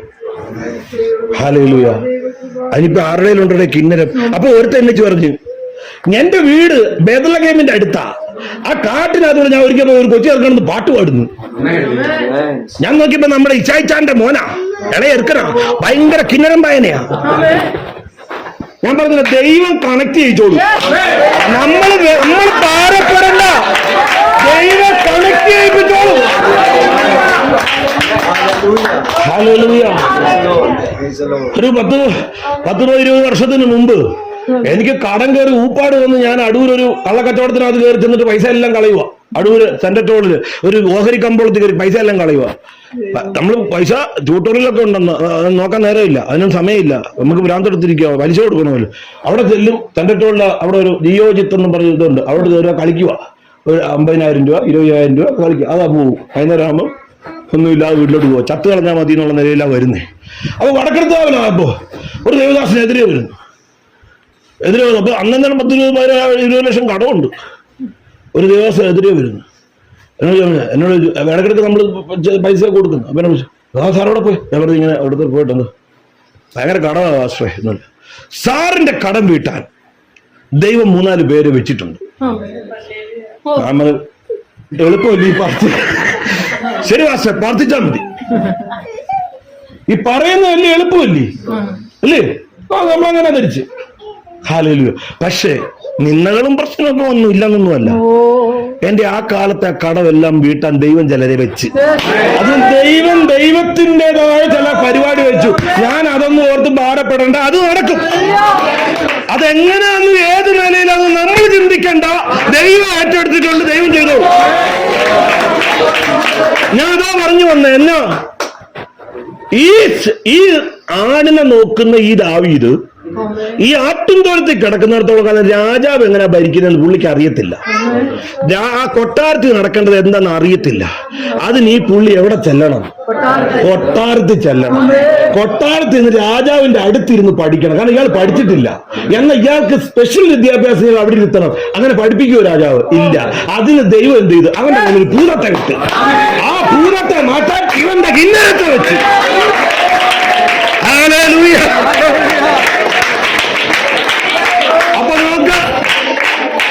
അപ്പൊ നോക്ക രാജാവ് കൊട്ടാരത്തിലേക്ക് പ്രജകൾ വരുന്നു, ഓരോരോ കാര്യങ്ങൾ സംസാരിക്കുന്നു. ഈ പുള്ളിക്ക് പണിയില്ല. ആര് കേട്ടോണ്ടിരിക്കുക? ദാവീദെല്ലാം കേട്ടോണ്ടിരിക്കും. ഓ, ഇതിങ്ങനെ പ്രശ്നം. ചില ആളുകൾ യുദ്ധത്തിന്റെ കാര്യം വരുള്ളൂ. അപ്പം രാജാവ് പട്ടാളക്കാരെ വിളിക്കുന്നു, അത് അങ്ങനെ ചെയ്യണം. അപ്പം ഓ, അങ്ങനെ ചെയ്യണ്ടേ. അങ്ങനെ കുറച്ചേറെ ഇരിക്കുമ്പോ ഇയാൾക്ക് ഒരു വട്ടാളൊക്കെ പുള്ളി പാട്ട് പാടും. ഇടയ്ക്ക് പുള്ളിക്ക് ഒരു തോന്നലുണ്ടാവും ചാവലിന്, എനിക്കിപ്പോ പണ്ടത്തെ പട്ടിപ്പം ഇല്ല. പിന്നെ ഇത്രക്കിന് എന്തിനാ ഇവിടെ എടുത്തേക്കുന്നത്? ഇറക്കി വിടാമെന്ന് ചോദിക്കുമ്പോഴേ ഉടനെ വട്ടളവ്, ഉടനെ പാട്ട് പാടും. അവൻ ഇരുന്നോട്ടെ. ദൈവം പഠിപ്പിച്ച് പ്രാപ്തനാക്കിയപ്പോ ഹല്ലേലൂയ.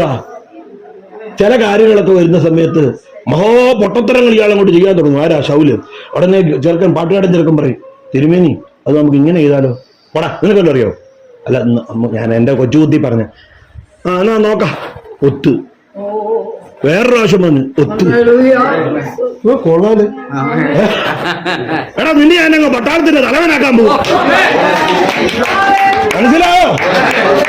ആട്ടുംതോഴത്തിന്ന് ഒറ്റ രാത്രി കൊണ്ട് കയറ്റി ഇരുത്തില്ല. ദൈവം പടി ഉയർത്തും. ചേട്ടൻ ചെയ്യാത്തത്, അപ്പൻ ചെയ്യാത്തത് എന്റെ ദൈവത്തിന്റെ പ്ലാൻ, ദൈവത്തിന്റെ പദ്ധതി എന്റെ പ്രിയപ്പെട്ടവരെ നിങ്ങളുടെ മേലുണ്ട്. ഇന്ന് ഈ ദിവസത്തിൽ പിടിച്ചെടുത്തു. ഹല്ലേലൂയ.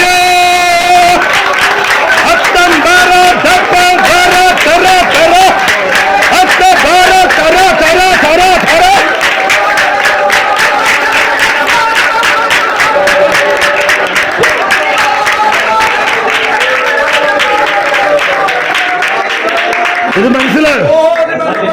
ഇത് ദൂത് ഇങ്ങനെ കൈമാറുക. ആ ദൂത് കൈമാറുമ്പോ ഈ കുഞ്ഞിന് കിട്ടുന്ന ദൂതല്ല ബ്രദറിനുള്ളത്. ദൈവം അത് നിങ്ങളുടെ ഹൃദയത്തിലോട്ട് തരുമ്പോ നിങ്ങൾ അതിനെ നിങ്ങളുടെ കാര്യത്തിലേക്ക് അങ്ങ് എടുത്തോണം. അതിനെ ഇങ്ങോട്ടങ്ങ് മാറ്റി വെച്ചോണം. അതെ, എന്റെ ആവശ്യം, എന്റെ അമ്മച്ചേരി ആവശ്യം.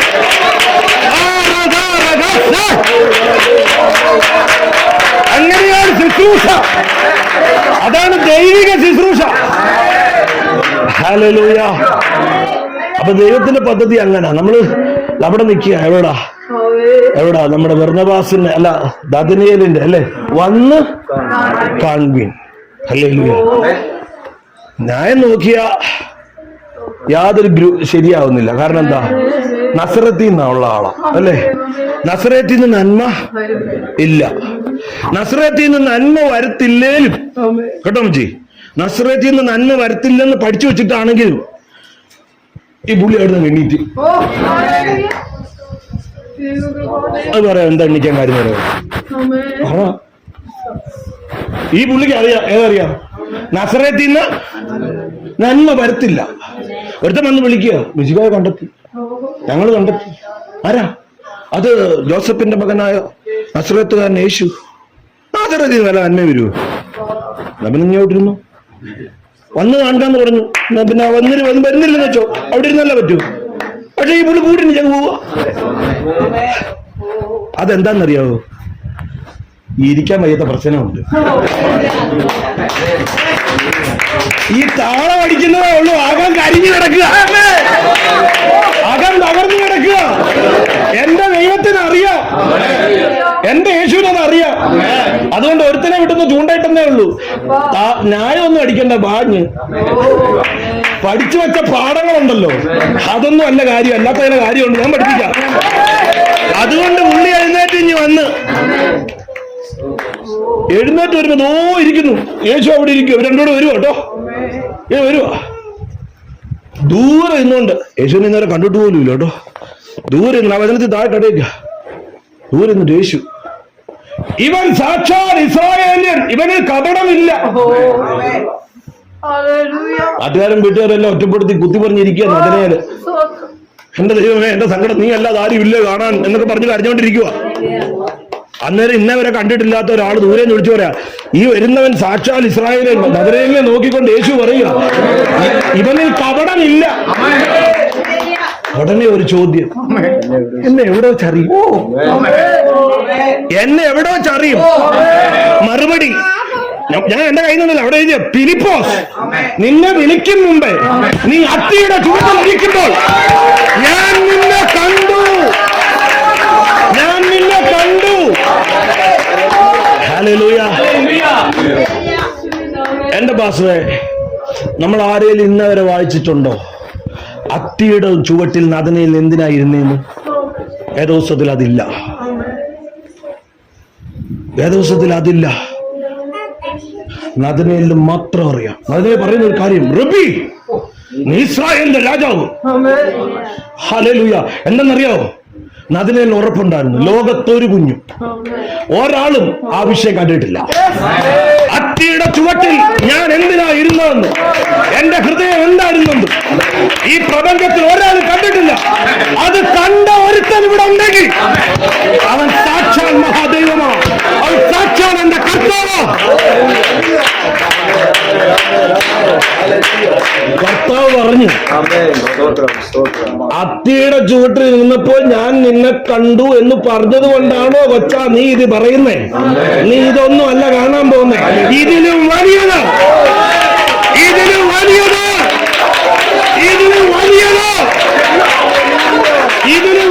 നീ കാണാൻ പോകുകയോ? ഹല്ലേലൂയ. നദനയിൽ അത് കണ്ട് അപ്പോഴും നമ്മുടെ ചോദ്യം അവിടെ കിടക്കുക, ബേത്ലഹേമിൽ ജനിക്കേണ്ട യേശു, ഹല്ലേലൂയ, ഈ നസ്രേത്തിലുകാരൻ അറിയപ്പെടാനുള്ള കാരണം എന്താ? ഹല്ലേലൂയ. യേശു എവിടാ ജനിച്ചേ? ബേത്ലഹേമിലാ യേശു ജനിച്ചേ. പക്ഷെ അന്ന് യേശുവിനെ ക്രൂശിച്ചവന്മാർക്ക് ഒന്നും അറിയത്തില്ല, ഒറ്റ ഒരുത്തിനും അറിയത്തില്ല യേശു എവിടാ ജനിച്ചെന്ന് അറിയത്തില്ല. അവരെല്ലാം വിചാരിച്ചിരിക്കുന്ന യേശു എവിടുത്തുകാരനാ? നസ്രേത്തുകാരനാ. നസ്രേത്തിൽ ആരാ താമസിക്കുന്നറിയോ? കള്ളൂടിയന്മാര്, ആഭിചാരക്കാര്, അപ്പനെ അമ്മയും തല്ലുന്നവര്, അവിടുത്തെ ഏറ്റവും വഷളന്മാര് താമസിക്കുന്ന സ്ഥലം ഏത്? ഗലീല സ്ഥലങ്ങൾ. നസ്രേത്ത് അതിലൊരു പട്ടണമാണ്. അവിടെ നിന്ന് ഒരിക്കലും ആര് വരത്തില്ല, നന്മ വരത്തില്ല. അവിടെ ഒരിക്കലും മശിഹ ജനിക്കത്തില്ല. മശിഹ എവിടെ ജനിക്കൂ? ബേത്ലഹേമിലെ ജനിക്കൂ. അതുകൊണ്ട് യേശു എത്ര വലിയ ആളാണെങ്കിലും അവൻ ബേത്ലഹേമിൽ അല്ല ജനിച്ചേക്കുന്ന, നസറത്തിലാണെങ്കിൽ നമുക്കെല്ലാം ഒരു കുഴപ്പമുണ്ട്. ഈ കേൾക്കുന്നത് കൊണ്ട് അങ്ങ് പോവുക, ചിന്തിക്കത്തില്ല. നസറത്തിൽ മനസ്സിലായി, സത്യത്തിൽ നസറത്തിൽ തരാണോ ജനിച്ചേ? അത് ഏതെങ്കിലും ഒത്തും ചോദിക്കത്തില്ല. ഒരെണ്ണം കേട്ട അതുകൊണ്ടങ്ങ് നടക്കുക. നാട്ടിലുള്ള പാട്ട് അമ്മ നസറേത്ത് ഒരാൾ പോലും ചോദിച്ചില്ല മശിഹ ബേത്ലഹേമിനല്ലേ, ബേത്ലഹേമിൽ ജനിക്കൂന്നല്ലേ? യേശു സ്വന്തം സ്ഥലം എവിടെ യഥാർത്ഥത്തിൽ ചോദിച്ചോ? ഒറ്റാളും ചോദിച്ചില്ല. ചോദിക്കാത്തോണ്ട് കർത്താവ് എന്താ അമ്മ പറയാഞ്ഞേ? കർത്താവ് എന്ത് ചെല്ലു പറയുള്ളൂ, ഞങ്ങളുടെ കർത്താവിനെ കൊണ്ട് ആടി അടിച്ചു കുത്തി കയറ്റി. എന്റെ മുരുകൻ ബ്രദറെ, അങ്ങനെ അവൻ മരിച്ചില്ലായിരുന്നെ നമ്മളുണ്ടോ? ഈ ഇന്നത്തെ യോഗം ഉണ്ടോ? പള്ളുകൂടിയ മുരുകൻ യേശുവിന്റെ രക്തത്താൽ എന്നെ കഴുകി എന്ന് പറയാൻ പറ്റുമോ? അവൻ മരിക്കാൻ വന്നവനാ, അവൻ രക്തം തരാൻ വന്നവനാ. അവന്റെ രക്തത്താലാ നാം വിടുതൽ പ്രാപിച്ചത്. അവന്റെ രക്തമാ രോഗത്തിന് സൗഖ്യം, അവന്റെ രക്തമാ പാപത്തിന് വിടുതൽ, അവന്റെ രക്തമാ ബന്ധനത്തിന് മോചനം. അറിയാൻ വയ്യാത്ത രാഷ്ട്രീയക്കാർ വിളിച്ച് പറയുമ്പോൾ കിടന്നിൽ അറിയരുത്. നല്ലവനോ മനുഷ്യനെ കൊണ്ടുപോയി പറയണം, അവൻ വന്നത് എന്റെ വിടുതലിനാ. നേതാവേ, നിന്റെ വിടുതലിനും കൂടിയാ, സകലമായ മാനവരാശിയുടെ വിടുതലിന് വേണ്ടി കൂടി. ഹല്ലേലൂയ. ഞാനിനി ഇതിന്റെ മറപൊരുളിലേക്ക് തിരിച്ചു വരാം. ഹല്ലേലൂയ. എന്തുകൊണ്ട് മറയപ്പെട്ടു? ഒരു വാക്യം കൂടെ നമുക്ക് വായിക്കാം. ഹല്ലേലൂയ. യോഹന്നാന്റെ സുവിശേഷം 7-ാം അധ്യായത്തിന്റെ 37 മുതലുള്ള വാക്യങ്ങൾ പെട്ടെന്നൊന്ന് വായിക്കാം. 37 മുതൽ മഹാദിനമായ ഒടുക്കത്തെ നാളിൽ നോക്കുക. ഉത്സവത്തിന്റെ മഹാദിനമായ ഒടുക്കത്തെ നാളിൽ യേശു നിന്നുകൊണ്ട് വായിച്ചു. ദാഹിക്കുന്നവനെല്ലാം എന്റെ അടുക്കൽ വന്ന് കുടിക്കട്ടെ, എന്നിൽ വിശ്വസിക്കുന്നവന്റെ ഉള്ളിൽ നിന്ന് തിരുവെടുത്ത് പറയുന്നത് പോലെ ജീവജലത്തിന്റെ നദികൾ ഒഴുകും എന്ന് വിളിച്ചു. ദാഹിക്കുന്നവനെല്ലാം എന്റെ അടുക്കൽ വന്ന് കുടിക്കട്ടെ, എന്നിൽ വിശ്വസിക്കുന്നവന്റെ ഉള്ളിൽ നിന്ന് തിരുവെടുത്ത് പറയുന്നത് പോലെ ജീവജലത്തിന്റെ നദികൾ ഒഴുകുമെന്ന് യേശു ഉത്സവത്തിന്റെ ഒടുക്കത്തെ നാളായ മഹാദിനത്തിൽ പ്രഖ്യാപിക്കുകയാണ്. വായിച്ചു. അവനിന്ന് തന്നിൽ വിശ്വസിക്കുന്നവർക്ക് ലഭിക്കാനുള്ള ആത്മാവിനെ കുറിച്ചാകുന്നു പറഞ്ഞത്. ഇത് കർത്താവ് പറഞ്ഞത് തന്നിൽ വിശ്വസിക്കുന്നവർക്ക് ലഭിക്കാനുള്ള ആത്മാവിനെ കുറിച്ചാണ്. ഹല്ലേലൂയ. ഈ മുരുകൻ പദത്തിന് നിങ്ങൾക്കെല്ലാം ഭയങ്കര ഇഷ്ടമല്ലേ? അന്നപ്പോ എത്ര ചായ കുടിച്ചു? എത്ര ജ്യൂസ് കുടിച്ചോ? ഒന്നും കുടിച്ചില്ല. പക്ഷെ ഇപ്പൊ ആരെങ്കിലും തളർന്നിരിക്കുന്നോ? ഇല്ല. എന്താ? തന്നിൽ വിശ്വസിക്കുന്നവർക്ക് ലഭിക്കാനുള്ള ആത്മാവ്, ധനം തരുന്ന ആത്മാവ്. ചിക്കൻ തിന്ന ഓണസദ്യ ഉണ്ടാ വയറ്റിന്ന് പുറത്തു പോകും. ആത്മാവിന്റെ ഫലം അത് പോവില്ല, ഒരിക്കലും പോവില്ല.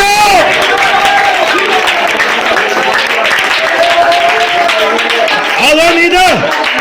തന്നിൽ വിശ്വസിക്കുന്നവർക്ക് ലഭിക്കാനുള്ള ആത്മാവിനെ കുറിച്ചാണ് പറഞ്ഞത്. അന്ന് കർത്താവ് തേജസ്കരിക്കപ്പെട്ടിരുന്നിട്ടില്ലാത്താലും ആത്മാവ് വന്നില്ലായിരുന്നു അവിടെ എഴുതിയിട്ടുണ്ട്. അത് കഴിഞ്ഞാണ് വരുന്നത്. പെന്തക്കോസ്ത് നാളിലാണ് ആ നിലയിൽ ഇറങ്ങി വരുന്നത്. ബാക്കി വായിച്ചു. യേശു അന്ന് തേജസ്കരിക്കപ്പെടായികയാൽ അന്ന് വന്നിട്ടില്ലായിരുന്നു. പലരും ആ വാക്ക് സ്വന്തത്തിൽ നിന്ന് എടുത്തു പറയുന്നു. അവൻ ഭോഷ്ക് പറയുന്നവനും അല്ലാതെ വാക്യം മാറിയ. അപ്പൊ ആളുകൾ അങ്ങോട്ടും ഇങ്ങോട്ടും പറയാ, ഇവൻ ഒരു പേര് ഇങ്ങോട്ട് കയറിപ്പോയാ അല്ലേ? ഇവൻ ആരാ? സാക്ഷാൽ ആ പ്രവാചകനാ. യെരൂശലേം പള്ളി വലിയ പെരുന്നാൾ നടക്കുക. ആ പെരുന്നാൾ പോയവർക്കൊന്നും ഒരു ബലം കിട്ടുന്നില്ല. അവരിങ്ങനെ കുടിച്ചും അവിടെ ഇങ്ങനെ നടക്കുക. പക്ഷേ ഈ വാക്കിനകത്തൊരു ബലം. അത് കുറച്ചു പേര് പറഞ്ഞു, നമുക്ക് ഇതിന്റെ വലിയ ABCD ഒന്നും വലിയ പഠിത്തമൊന്നും തിയോളജി ഒന്നും അറിയത്തില്ല. പക്ഷെ ഇവനാണ് സാക്ഷാൽ ആരാ? മോശെ പറഞ്ഞു എന്നെ പോലെ ഒരു പ്രവാചകൻ എഴുതി. അതാ ചിലർ അങ്ങോട്ടും ഇങ്ങോട്ടും പറയാൻ തുടങ്ങി. അടുത്ത വായിച്ചേ. ചിലര് പറഞ്ഞു പ്രവാചകൻ മാത്രമൊന്നുമല്ല, ഇവൻ ആ ക്രിസ്തു. നീ വേറൊരു ക്രിസ്തുവിന്റെ പുറകെ നമ്മൾ പോകണ്ട, ഇതാ ക്രിസ്തു. അത് ഈ സാധാരണക്കാർക്ക് അറിയാവുന്ന ഒരു തത്വം. അത് അവർ വലിയ തിയോളജി ഒന്നും പറയരുത്. അവർക്ക് അനുഭവം കണ്ട അവരങ്ങ് പറയും ഇവനാണ് ക്രിസ്തു. അടുത്ത വഴി. അപ്പൊ ഒരു ചോദ്യം, ഇയാൾ ക്രിസ്തു എന്ന് പറഞ്ഞില്ലേ? ഈ കക്ഷി എവിടുന്ന് വരുവാ? ഒറ്റയടിക്ക് അങ്ങ് തറക്കുക. മനസ്സിലായോ? ഇപ്പൊ തമിഴ്നാട്ടിൽ ഒരാൾ എടുക്കുമോ, അയ്യോ മുരുക, അയ്യോ പോസ്റ്റോർ എന്നൊക്കെ പറയുമ്പോഴത്തേക്ക് ഒരുത്താൻ കൊട്ടിയെന്ന് വെച്ചു. ആരെ വിളിച്ചേ? ആ പോളെ പാസ്റ്റർ ഞങ്ങൾ ഒരുമിച്ച് കള്ളു കുടിച്ചു. ഒറ്റ ഓണത്തിന് വീട്ടിൽ കിടക്കുന്നില്ല, ഇവൻ തുണിയിലാതെ റോഡിൽ കിടന്നില്ല, ഞാനിവിടെ വലിച്ചെടുക്കോട്ടെ. എന്തൊരു പാസ്റ്ററാ? മനസ്സിലായോ? അത് അന്നും ഉണ്ട് ഇന്നും ഉണ്ട്. അംഗീകരിക്കാൻ വയ്യാത്തന്മാര്.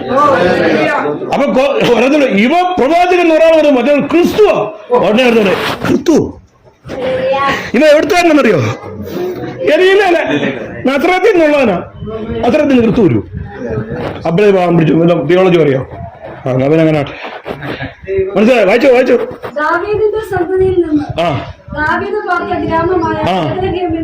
തിയോളജി പഠിച്ച ദാവീദിന്റെ സന്തതിയിൽ നിന്ന്, ദാവീദ് വാർത്ത നഗരമായിരിക്കുന്ന ബെത്ലഹേമിൽ നിന്ന്, അവിടെ നിന്നാണ് ക്രിസ്തു വരുന്നത്. ഇവനല്ല. മറ്റേ ആളൊന്നും മിണ്ടിയില്ല. എന്താ എന്തേലും ആട്ട് കണ്ണ് സൗഖ്യം കിട്ടിയതുകൊണ്ടായി പറഞ്ഞത് ക്രിസ്തുവാ. പിന്നെ കൊച്ചിന്റെ രോഗം മാറിയോണ്ടാ പറഞ്ഞ ക്രിസ്തുവാ. അപ്പൊ തിയോളജി അറിയാന്നാണ് പറഞ്ഞു. ദാവീദ് വാർത്ത നഗരത്തിന്ന. എന്നാ ശരി, അങ്ങനെ. പക്ഷെ നമ്മുടെ കൊച്ചിന്റെ കാര്യം വരും. ഞാൻ അവിടെ അവൻ ഏതാ ആയിക്കോട്ടെ ചെല്ലും. അവന്റെ അടുത്ത് വാർത്ത വിടുന്നുണ്ട്, ഞാൻ അവിടെ ചെല്ലും. ഇയാൾ പറഞ്ഞ തിയോളജി ഒന്നും എനിക്കില്ല. ഇനി വായിച്ചു. ഇനി വേഗം വായിച്ചു.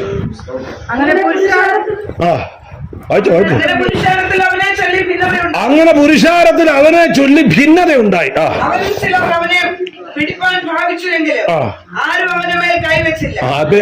അപ്പൊ എന്താ അടുത്ത പരിപാടി? ക്രിസ്തുവാന്നൊക്കെ പറയാൻ പറ്റത്തില്ല. ചില ഗലീലൻ എന്നാ പിന്നെ ഒന്ന് പിടിച്ചു കളയാ. പക്ഷെ കർത്താവ് അനുവദിക്കുക, ദൈവം അനുവദിക്കാതെ പിടിക്കാൻ പറ്റൂല. എന്നെ പിടിക്കാൻ പറ്റില്ല, നിങ്ങളെ പിടിക്കാൻ പറ്റത്തില്ല, ഓരോരുത്തരും പിടിക്കാൻ പറ്റത്തില്ല. അടുത്ത വായിച്ചു. ചേവകർ മഹാപുരോഹിതന്മാരുടെയും പരീശന്മാരുടെയും അടുക്കൽ മടങ്ങി വന്നപ്പോൾ അപ്പൊ ചേവകരെ വിട്ടിരിക്കുവായിരുന്നു മഹാപുരോഹിതന്മാരും പരീശന്മാരും. ഇവനെ എങ്ങനെയും ഒന്ന് പിടിച്ചോണ്ട് വരണം, നിങ്ങൾ പിടിച്ചോണ്ട് വന്നാൽ മതി. ഞങ്ങൾക്ക് പറ്റത്തില്ല, ഞങ്ങൾ വലിയ ഡീസന്റ് ആളുകളാ. ഞങ്ങൾ അവന്റെ അടുത്ത് ഗുരു ന്യായപ്രമാണത്തിലെ ഏറ്റവും വലിയ കൽപ്പന ഏത് എന്നൊക്കെ ചോദിച്ചേ വരുള്ളൂ. കൊങ്ങയ്ക്ക് പിടിക്കാൻ അങ്ങനെ പറ്റുമോ? കൊങ്ങയ്ക്ക് പിടിക്കാൻ കാശ് കൊടുത്ത് ആളെ വിട്ടേക്കുവാ, പിടിച്ചോണ്ട് പാടാന്ന്. അവരെ പോയിട്ട് അവർക്ക് പിടിക്കാതെ വന്നു. അവരോട് ചോദിച്ചു, എന്താ പിടിച്ചോണ്ടിരാഞ്ഞേ? വാക്യം അവർ അവരോട് നിങ്ങൾ അവനെ കൊണ്ടുവരാഞ്ഞത് എന്തെന്ന് എന്താണ് കാശും വായിച്ചോണ്ട് പോയിട്ട് അവനെ കൊണ്ടുവരാഞ്ഞ എന്താ? ഈ മനുഷ്യൻ സംസാരിക്കുന്നത് പോലെ ആരും ഒരു നാൾ എന്റെ സാറേ, ഞങ്ങൾ അവനെ പിടിച്ചോണ്ട് വരാൻ കയറും കൊണ്ട് പോയതാ. പക്ഷെ ഈ മനുഷ്യൻ സംസാരിക്കുന്ന പോലെ ആരും ഈ ഒരു നാളും ഇതുവരെ സംസാരിച്ചിട്ടില്ല. ഞങ്ങൾക്ക് അവിടെ നിന്ന് പിന്നെ ഞങ്ങൾ അവന്റെ കൂട്ടത്തിൽ കയറുന്നു പോകും. അതുപോലത്തെ വാദമാ പറയുന്നത്. ഒരിക്കൽ യേശു തന്നെ രക്തത്തെ കുറിച്ച് മാംസത്തെ കുറിച്ച് പറഞ്ഞപ്പോൾ കുറെ പേര് ഇറങ്ങി പോയി. ഉടനെ യേശു ചോദിച്ചു ശിഷ്യന്മാരോട് ചോദിച്ചു, നിങ്ങൾക്കും പോവാൻ മനസ്സുണ്ടോ? പത്രോസ് പറഞ്ഞ വാക്ക് പിന്നെ പാട്ടാ. ഏതാ? നിത്യജീവമൊഴികൾ നിന്നിലുണ്ടോ പരമേ, നിത്യജീവമൊഴികൾ നിന്നിലുണ്ടോ, നിന്നെ വിട്ടിട്ടടിയങ്ങൾ എന്നു പോയി, ഓ നിന്നെ വിട്ടിട്ടടിയങ്ങൾ എന്നു പോയി, ഓ നീയല്ലോ. അതുകൊണ്ട് പത്രോസ് പറഞ്ഞു ഞങ്ങൾക്ക് പോണമെന്നൊക്കെ മനസ്സുണ്ട്, പോയാൽ ഇപ്പോഴും മീനിനെയൊക്കെ പിടിക്കാനും പറ്റും. പക്ഷെ നിത്യജീവന്റെ വാക്കുകൾ നിന്റെ പക്കലുണ്ട്. നിന്നെ എങ്ങോട്ട് പോകാൻ, എവിടോട്ട് പോകാൻ പറ്റില്ല. ഞങ്ങൾക്ക് ലാഭമായിരുന്നു ഒക്കെ ഞങ്ങൾ ഛേദം നിന്നിയത്. നീ ആരാന്ന് അറിഞ്ഞിട്ടാ, നിന്റെ വചനം കേട്ടിട്ടാ. ഹല്ലേലൂയ. അതിന്റെ വേറൊരു വേർഷനോ, അതിന്റെ വേറൊരു വ്യാഖ്യാനമോ ഈ ചേവകർ പറയുന്നേ. ഈ മനുഷ്യൻ പറയുന്നത് പോലെ, സംസാരിക്കുന്ന പോലെ ആരും സംസാരിച്ചിട്ടില്ല. അതുകൊണ്ട് അവനെ പിടിക്കാനൊന്നും ഞങ്ങൾക്ക് പറ്റത്തില്ല. വായിച്ചു ബാക്കി. നിങ്ങളും തെറ്റിപ്പോയോ? പൈസ തന്നു ഇട്ടിട്ടും ഒരുത്തനും ഗുണമല്ലല്ലോ. നിങ്ങളും തെറ്റിപ്പോയോ? ഞങ്ങൾ അച്ചായന്മാരാരെങ്കിലും, അതെ പഠിച്ച തിയോളജിയന്മാർ ആരെങ്കിലും അവന്റെ കൂടെ പോയിട്ടുണ്ടോ? പിന്നെ ഞങ്ങളുടെ കൊച്ചിയാവുമ്പോ ഞങ്ങൾ ഇന്ന് കാലേ പിടിച്ച് പിന്നെ ഐറോസ് പള്ളി പ്രമാണി മുത്തുന്ന പോലെ മുത്തുമുട്ടും. അല്ലാത്തവന്മാരൊക്കെ ഇങ്ങനെ നിൽക്കും. പിന്നെ ഒരാൾ രാത്രി തലയും കൊണ്ടിട്ട് രാത്രി വരും. അയാളുടെ പേരെന്തുവാ? നിക്കോദേമോസ്. രാത്രിയിലേ വരും, പകൽ വിളിച്ചത് വരത്തില്ല. പക്ഷെ അമ്മച്ചി വന്ന് എപ്പ വന്നെന്നറിയോ? വരുത്തണ്ടപ്പോ വരുത്തും. എപ്പോഴാ വന്നേന്നറിയോ? ക്രൂശിന്റെ ചുവട്ടിൽ യേശുവെ മരിച്ചു കിടക്കുക, ആ ശരീരം ഇറക്കാൻ ആരുമില്ല. പത്രോസ് ആ മൂലയ്ക്കകത്ത് ആ ഗുഹയുടെ ഇടയ്ക്ക് ആ ഉരുണ്ട് കിടക്കുന്ന സ്ഥലമില്ലേ, അതിനിടെ ആ കല്ലിന്റെ ഇടയിൽ ഇരിപ്പുണ്ട്. യോഹന്നാൻ വേറൊരു വീട്ടിൽ ഒളിച്ചിരിപ്പുണ്ട്. യാക്കോബ് വേറൊരു സ്ഥലത്ത് ഇങ്ങനെ ഒളിച്ചിരിക്കുക, ഒരുത്തനും വെളിയിലില്ല. ഹല്ലേലൂയ. യഹൂദന്മാർ പറഞ്ഞു, ഇവന്റെ ശരീരം കാക്ക കൊത്തിപ്പറിക്കും, ഇവന്റെ കണ്ണ് കൊത്തിപ്പറിക്കും, ഒരു മനുഷ്യനില്ല. ഹല്ലേലൂയ. അന്നേരം അരിമത്യക്കാരൻ ജോസഫ് രാജിക്കത്ത് എഴുതി കൊണ്ടുകൊണ്ട് വിളിതോട് ഞാൻ രാജിവെച്ചിരിക്കുന്നു. എന്തിന്? ഞാൻ യേശുവിന്റെ ശിഷ്യൻ. അവന്റെ ശരീരം ഇറക്കാൻ പോവാ. മന്ത്രി ഗിന്ത്രി. ഓ എനിക്ക് മന്ത്രിയൊന്നും വേണ്ട, എനിക്ക് മന്ത്രി വേണ്ട, എനിക്ക് അവന്റെ തന്ത്രിയായ എനിക്കത് മതി, എനിക്ക് കൊട്ടാരം വേണ്ട.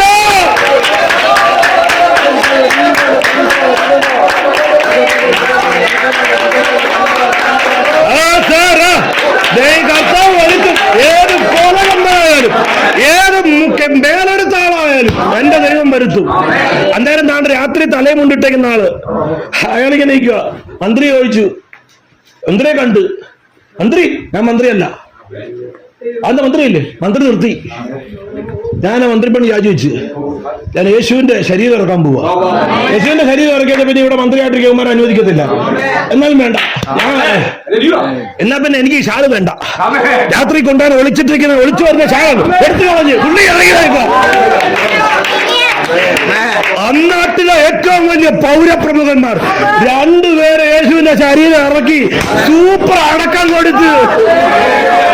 പത്രോസില്ല, യാക്കോബില്ല, യോഹന്നാനില്ല, ഒരുത്തനുമില്ലെങ്കിലും എന്റെ ദൈവത്തിന് കൊണ്ടുവരുത്താൻ പറ്റും.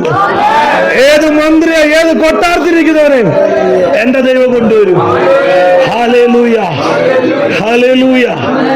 ഞാൻ പ്രസംഗിക്കുമ്പോഴൊക്കെ പറയൂ, കാശ വീട്ടിൽ വേസ്റ്റ് ബാസ്കറ്റ് ഉണ്ടോ? ഇങ്ങനെ ചവിട്ടിയാ തുറക്കുന്നതാണോ? അങ്ങനത്തെ ഉണ്ടോ? അറിയാവോ? അത് എളുപ്പമുണ്ടോ? അല്ലയോ? നമ്മളിങ്ങനെ ഐഡി പിടിക്കണ്ട, ഞാൻ ചവിട്ടിയ എന്നാലും ഉണ്ടല്ലോ അല്ലേ? ഉണ്ടോ? അതോ കൊട്ടയെ കൊണ്ടിടുവാണോ? അതോ സഞ്ചിയിലിടുവാണോ? വീട്ടിലെ അഴുക്കൊക്കെ വേസ്റ്റ് ഇടുന്ന സ്ഥലമുണ്ടോ? എന്നാ പറ, ഈ ലോകത്തിലെ ഏറ്റവും വലിയ വേസ്റ്റ് ബാസ്കറ്റ് എവിടെ ഇരിക്കുന്നത്? ഏറ്റവും വലിയ ഏത് സൂപ്പർ മാർക്കറ്റിലായിരിക്കുന്നത്? ഏറ്റവും വലിയ അല്ലെങ്കിൽ എവിടെ ഇരിക്കുന്നത്? ഞാൻ പ്രസംഗിക്കുമ്പോൾ പറയും, ലോകത്തിലെ ഏറ്റവും വലിയ വേസ്റ്റ് ബാസ്കറ്റ്, ഈ മാലിന്യം വിടുന്ന ബാസ്കറ്റ് ഇരിക്കുന്ന എവിടെയാണെന്നറിയാവോ? നസറേനായ യേശുവിന്റെ ക്രൂശിന്റെ ചുവട്ടില. അവനെ കണ്ടു വന്നായ രാജാക്കന്മാർ തങ്ങളുടെ കിരീടം വേസ്റ്റ് ആയിട്ട്,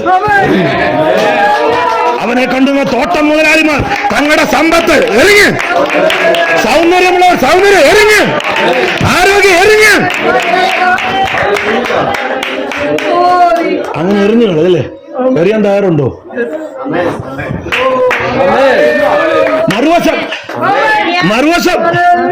മറുവശമുണ്ട്. അങ്ങനെ ഒത്തിരി പേര് എറിഞ്ഞു കളഞ്ഞ അത് മതി എനിക്ക്. അങ്ങനെ പോയി കുറെ. വേറെ ചിലര് അവനെ നോക്കി വന്ന്, ഓ കർത്താവ്. അങ്ങനെ നോക്കിയപ്പോ താഴെ വേസ്റ്റിനകത്ത് മന്ത്രിപ്പണി, നല്ല കൊട്ടാരം, ഉദ്യോഗം, നല്ല ജോലി, നല്ല പണം. കർത്താവിന്റെ മുഖത്തോട്ട് നോക്കി, ഇതിലോട്ട് നോക്കി, അതിലോട്ട് നോക്കി, ഇതിലോട്ട് നോക്കി.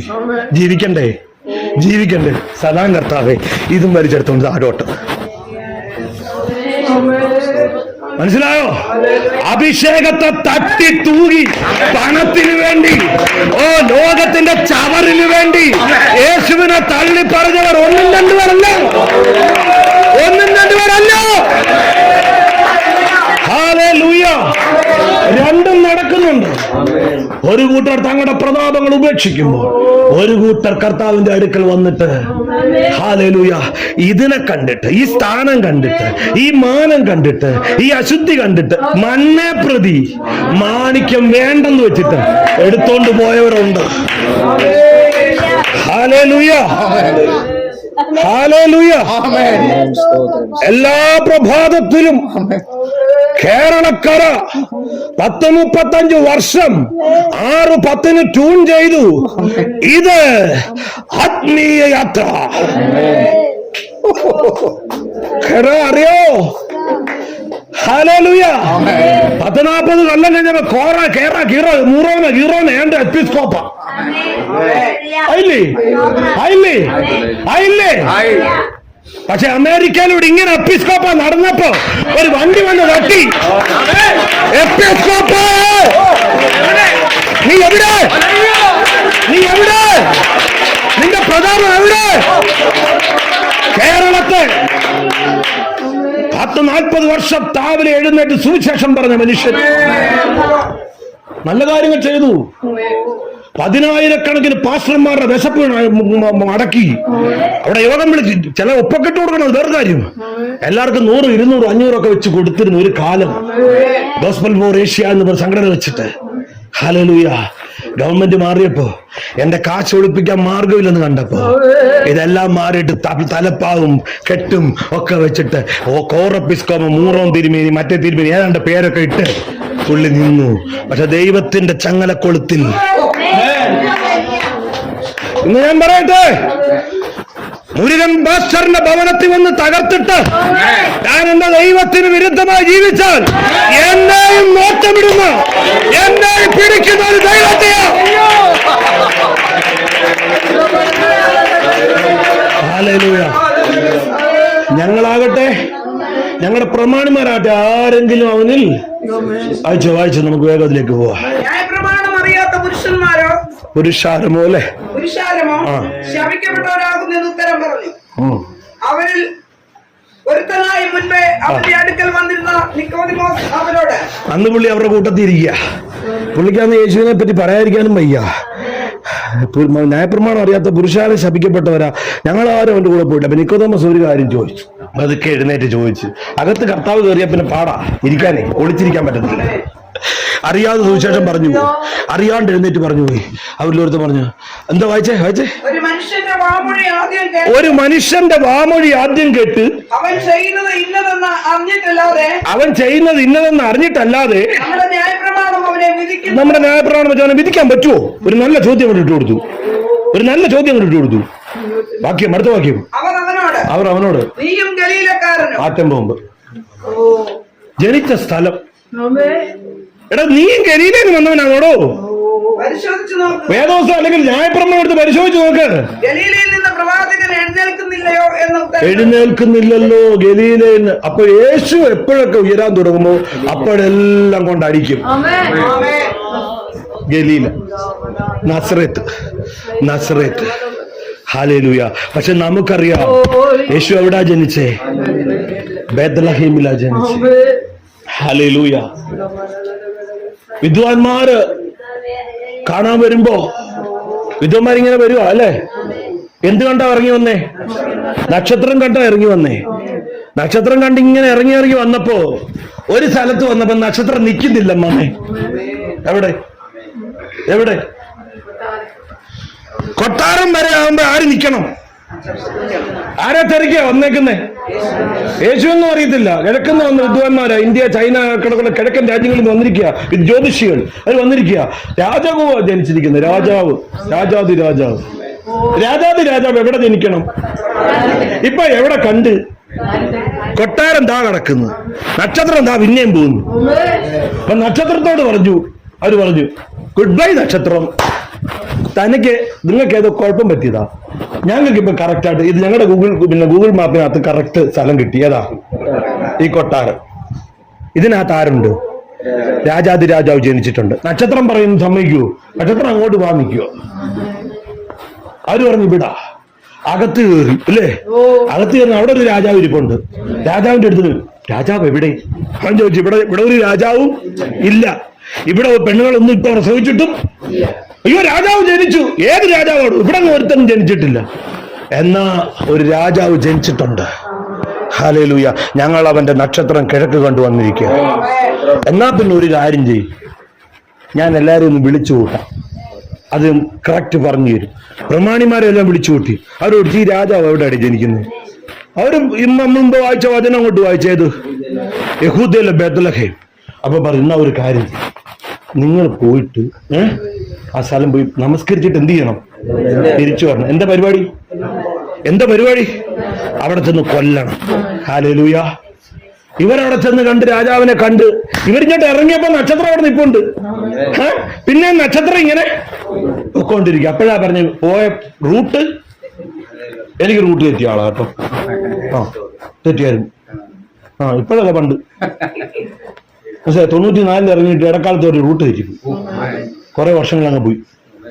മനസ്സിലായോ? പിന്നെ ദൈവം എല്ലാം അങ്ങ് നന്മയ്ക്കാക്കും.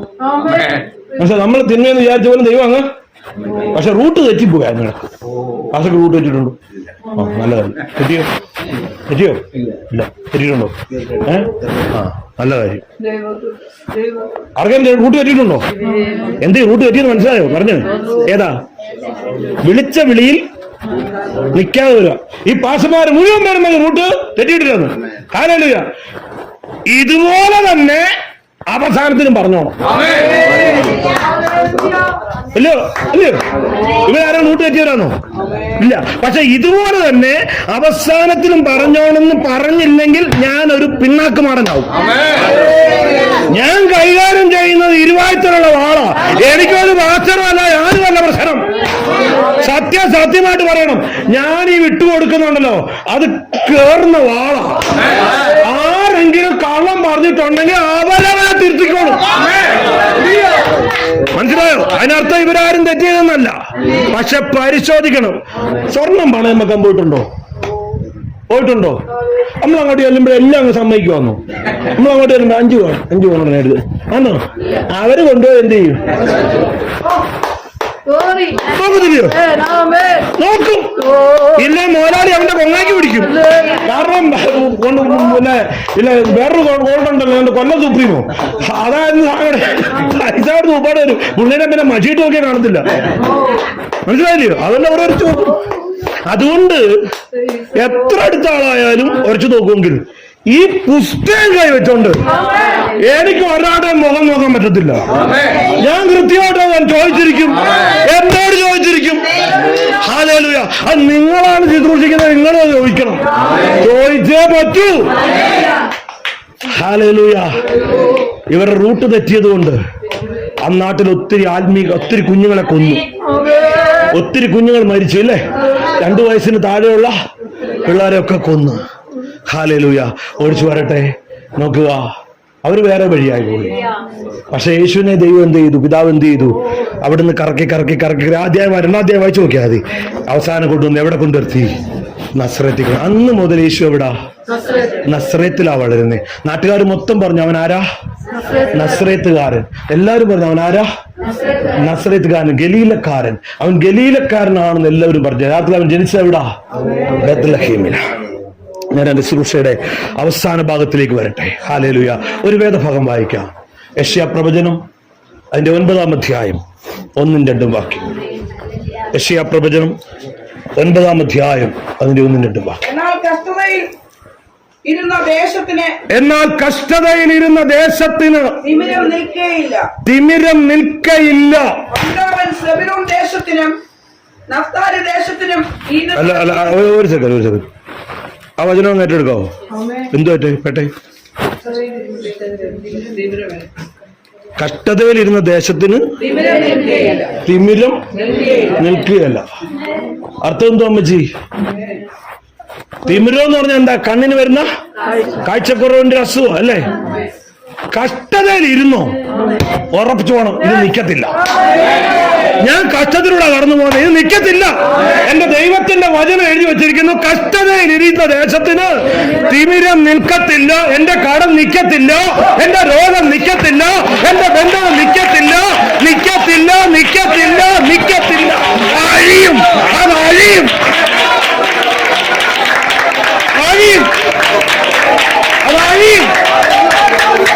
കഷ്ടതയിലിരുന്ന ദേശത്തിന് തിമിരം, കഷ്ടതയിലിരുന്ന ദേശത്തിന് തീയായി മാറട്ടെ. ദൈവിക അഭിഷേകത്തെ ജ്വലിക്കട്ടെ. അഗ്നിയുടെ പ്രവാചകനാകട്ടെ. അഭിഷേകത്തിന്റെ തീ.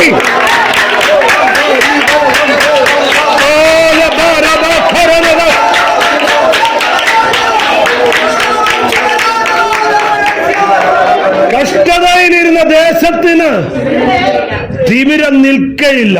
അടുത്ത വാക്യം. അന്ന് അവൻ സെബൂലൂൻ ദേശത്തിനും നഫ്താലി ദേശത്തിനും അന്ന് അവൻ ഹീനത വരുത്തിയെങ്കിലും പിന്നത്തേതിൽ അവൻ കടൽ വഴിയായി യോർദാൻ അക്കരെയുള്ള ജാതികളുടെ മണ്ഡലത്തിൽ മഹത്വം വരുത്തും. അടുത്ത വാക്യം വായിച്ചോ. ഇരുട്ടിൽ നടന്ന ജനം വലിയൊരു വെളിച്ചം കണ്ടു. അന്ധതമസ്സുള്ള ദേശത്ത് പാർത്തവരുടെ മേൽ ആര് പ്രവചിക്കുക? യെശയ്യാവ് പ്രവചിക്കുക. എന്താ പ്രവചിക്കുന്നേ? ഹല്ലേലൂയ. കഷ്ടത അനുഭവിച്ച ദേശത്തിന് തിമിരം നിൽക്കത്തില്ല. ഹല്ലേലൂയ. ഒരിക്കൽ അവൻ ഹീനത വരുത്തിയെങ്കിലും പിന്നത്തേതിൽ അവൻ മഹത്വം വരുത്തും. അന്ധകാരത്തിന് നിഴലിലായിരുന്നവർ അവർക്ക് പ്രകാശം ഉദിക്കും. എന്റെ വാക്കുകൾ അവസാനിപ്പിക്കട്ടെ. മറ്റൊരു വേദഭാഗത്തിലേക്ക് നമുക്ക് കടന്നു വരാം. ഹല്ലേലൂയ. 1 രാജാക്കന്മാർ 9-ാം അധ്യായം അതിന്റെ 10 മുതൽ 13 വരെയുള്ള വാക്യങ്ങൾ. 1 രാജാക്കന്മാർ 9-ാം അധ്യായം അതിന്റെ 10 മുതൽ 13 വരെയുള്ള വാക്യങ്ങൾ. 1 രാജാക്കന്മാർ 9-ാം അധ്യായം അതിന്റെ 9 മുതലാണ് വായിക്കുന്നത്. യഹോവയുടെ ആലയം ഉം. രാജധാനിയെ 2 ഭവനവും 20 സംവത്സരം കൊണ്ട് പണിത ശേഷം ശലോമോൻ യഹോവയുടെ ആലയം പണിതു, തന്റെ രാജധാനി പണിതു. എത്ര വർഷം എടുത്തു? 20 വർഷം കൊണ്ട് പണിതു. ആ വായിച്ചു. സോർ രാജാവായ ഹീരാം ശലോമോന്. അപ്പൊ ഇത് പണിയാനായിട്ട് തടി വേണമായിരുന്നു. സോർ രാജാവായ ഹീരാം ശലോമോന് ഇഷ്ടം പോലെയൊക്കെയും ദേവദാരു സരളമരവും സ്വർണവും കൊടുത്തിരുന്നത് കൊണ്ട് ശലോമോൻ രാജാവ് ഹീരാമിന് ഗലീല ദേശത്ത് 20 പട്ടണം കൊടുത്തു. നോക്ക്, ശ്രദ്ധിക്കണം. ശലോമോനാണ് ഏത് പണിതത്? ദേവാലയം പണിതത്. പുള്ളി ഒരു രാജധാനിയും കൂടെ പണിത്. അപ്പൊ പണിയാനുള്ള തടി ഇവിടെ ഇല്ല. തടിയൊക്കെ കൊടുത്ത ആരാ? സോർ രാജാവായ ഹീരാമ കൊടുത്തേക്കുന്നേ. ദേവദാരു കൊടുത്തു, സ്വർണമൊക്കെ കൊടുത്തു. അപ്പൊ എത്രയും ഇങ്ങോട്ട് കിട്ടിയതല്ലേ? ഇത്രയും ഇങ്ങോട്ട് കിട്ടിയതല്ലേ? അയാൾക്ക് എന്തെങ്കിലും കൊടുക്കണം. ഏത് കൊടുക്കണം? വായിച്ചു ദേശത്ത് 20 പട്ടണം കൊടുത്തു. അമ്മാമ്മ പൈസ വല്ലതുകൊണ്ട് കൊടുത്തോണം. നിങ്ങളുടെ അവകാശം എടുത്ത് കൊടുത്താലുണ്ടല്ലോ. മനസ്സിലായോ? ഒരുത്തനെ അറിയാവോ ഈ മരിക്കാറായി കിടക്കുന്നിടത്ത് പോയി പ്രാർത്ഥിച്ചിട്ടുണ്ടോ? പണ്ടത്തെ ഉപദേശിമാര് പ്രാർത്ഥിക്കുന്ന കേട്ടുണ്ടോ? എന്തോ പ്രാർത്ഥിക്കുന്നു? ചില ആളുകൾ മരിക്കാറായി കിടക്കുക, നമുക്ക് ആയുസ് നീട്ടണം. ആയുസ് നീട്ടണമെങ്കിൽ ബാക്കി കിടക്കുന്നുണ്ട്. ഏതാ? കർത്താവേ, ഹിസ്കിയാവിന് ആയുസ് നീട്ടി കൊടുത്തത് 15 വർഷം കൊടുത്ത പോലെ ഈ അപ്പച്ചന് ഒരു 10 വർഷം കൂടെ അല്ലെങ്കിൽ നീട്ടി കൊടുക്കണേ. പ്രാർത്ഥിക്കും അല്ലേ? ചവറാന്ന് പോകുന്ന നമ്മൾ പോയിന്റ് കുറെ ചത്ത് കാണും. എങ്കിലും നമ്മൾ ആത്മാവിനെ എടുത്തോണ്ടേ നിന്ന് പ്രാർത്ഥിക്കുന്നേ അല്ല, ഒരു പ്രയോഗം ഇങ്ങനെ പ്രാർത്ഥിക്കും. പഴയകാല ഉപദേശിമാരൊക്കെ അങ്ങനെ പ്രാർത്ഥിക്കും, ഞാൻ കേട്ടിട്ടുണ്ട്. അങ്ങനെ. പക്ഷെ ഹിസ്കിയാവിന് എത്ര കിട്ടി? യെശയ്യാ 38 കിടപ്പുണ്ട് അല്ലേ? 15 കൊല്ലം കിട്ടി പുള്ളി. കാരണം ഈ പ്രവചനം, യെശയ്യാ പ്രവചനം ഒന്ന് പറഞ്ഞു കഴിഞ്ഞപ്പോ പുള്ളി മുഖം ചുവരിന് നേരെ തിരിച്ച് ഹല്ലേലൂയ ഒറ്റ കരച്ചിലാ. കരച്ചുന്ന ഞാൻ ഏകാഗ്രതയോടും വിശ്വസ്തയോടും തിരുമുമ്പിൽ നടന്നത് ഒന്ന് ഓർക്കണേ എന്നങ്ങോട്ട് കരഞ്ഞപ്പോ പറഞ്ഞ പ്രവാചകൻ നടുമുറ്റം വിട്ടുപോകുന്നതിന് മുമ്പ് ഓർഡർ തിരിച്ചല്ല. ഞാൻ അവന്റെ ആയുസ്സിനോട് 15 വർഷം കൂട്ടിയിരിക്കും. അങ്ങനെ പുള്ളിക്ക് 15 കൊല്ലം കിട്ടി. 15 കൊല്ലം കിട്ടിക്കഴിഞ്ഞപ്പോ എന്ത് ചെയ്തു? പുള്ളി ഒരു പാട്ടൊക്കെ എഴുതി. എന്റെ വായുസിന്റെ മധ്യാഹ്നത്തിൽ ഞാൻ പാതാളവാതിലകം പുകയേണ്ടി വരേണ്ട ഇതെല്ലാം അതിൽ കാണുന്നു ഞാൻ വിശ്വാസം. ഓരോരുത്തർ പാട്ടിന്റെ വരികളുടെ അർത്ഥം ഉണ്ട്, എന്റെ പിറകിൽ ഓരോ കഥകളുണ്ട്. അതുപോലെ പുള്ളി പാട്ട് എഴുതി. പാട്ടെല്ലാം എഴുതി. ഭയങ്കര സന്തോഷം വരും നമുക്ക്. നിങ്ങൾ വായിച്ചു നോക്കണം. യെശയ്യാ 38 ഭയങ്കര സന്തോഷം. അതൊക്കെ നമ്മുടെ പുസ്തകത്തിലുണ്ട്. ഭയങ്കര സന്തോഷമുണ്ട്. 39 അധ്യായം വരുമ്പോൾ നമുക്ക് സങ്കടം വരും. ഇയാൾക്ക് ഈ സൗഖ്യം കിട്ടിയതെല്ലാം ബാബേൽ രാജാവ് അറിഞ്ഞു. ആരറിഞ്ഞ്? ബാബേൽ രാജാവ് വന്ന് ചോദിച്ചു, സൗഖ്യം കിട്ടിയൊക്കെ അറിഞ്ഞിട്ടുണ്ട്, എന്തെങ്ങനെയുണ്ട് കാര്യങ്ങൾ. പുള്ളി വീട് അങ്ങോട്ട് തുറന്നു, കെട്ടിടം തുറന്നു, ആലയം തുറന്നു, എല്ലാം അങ്ങ് തുറന്ന് കാണിച്ചു.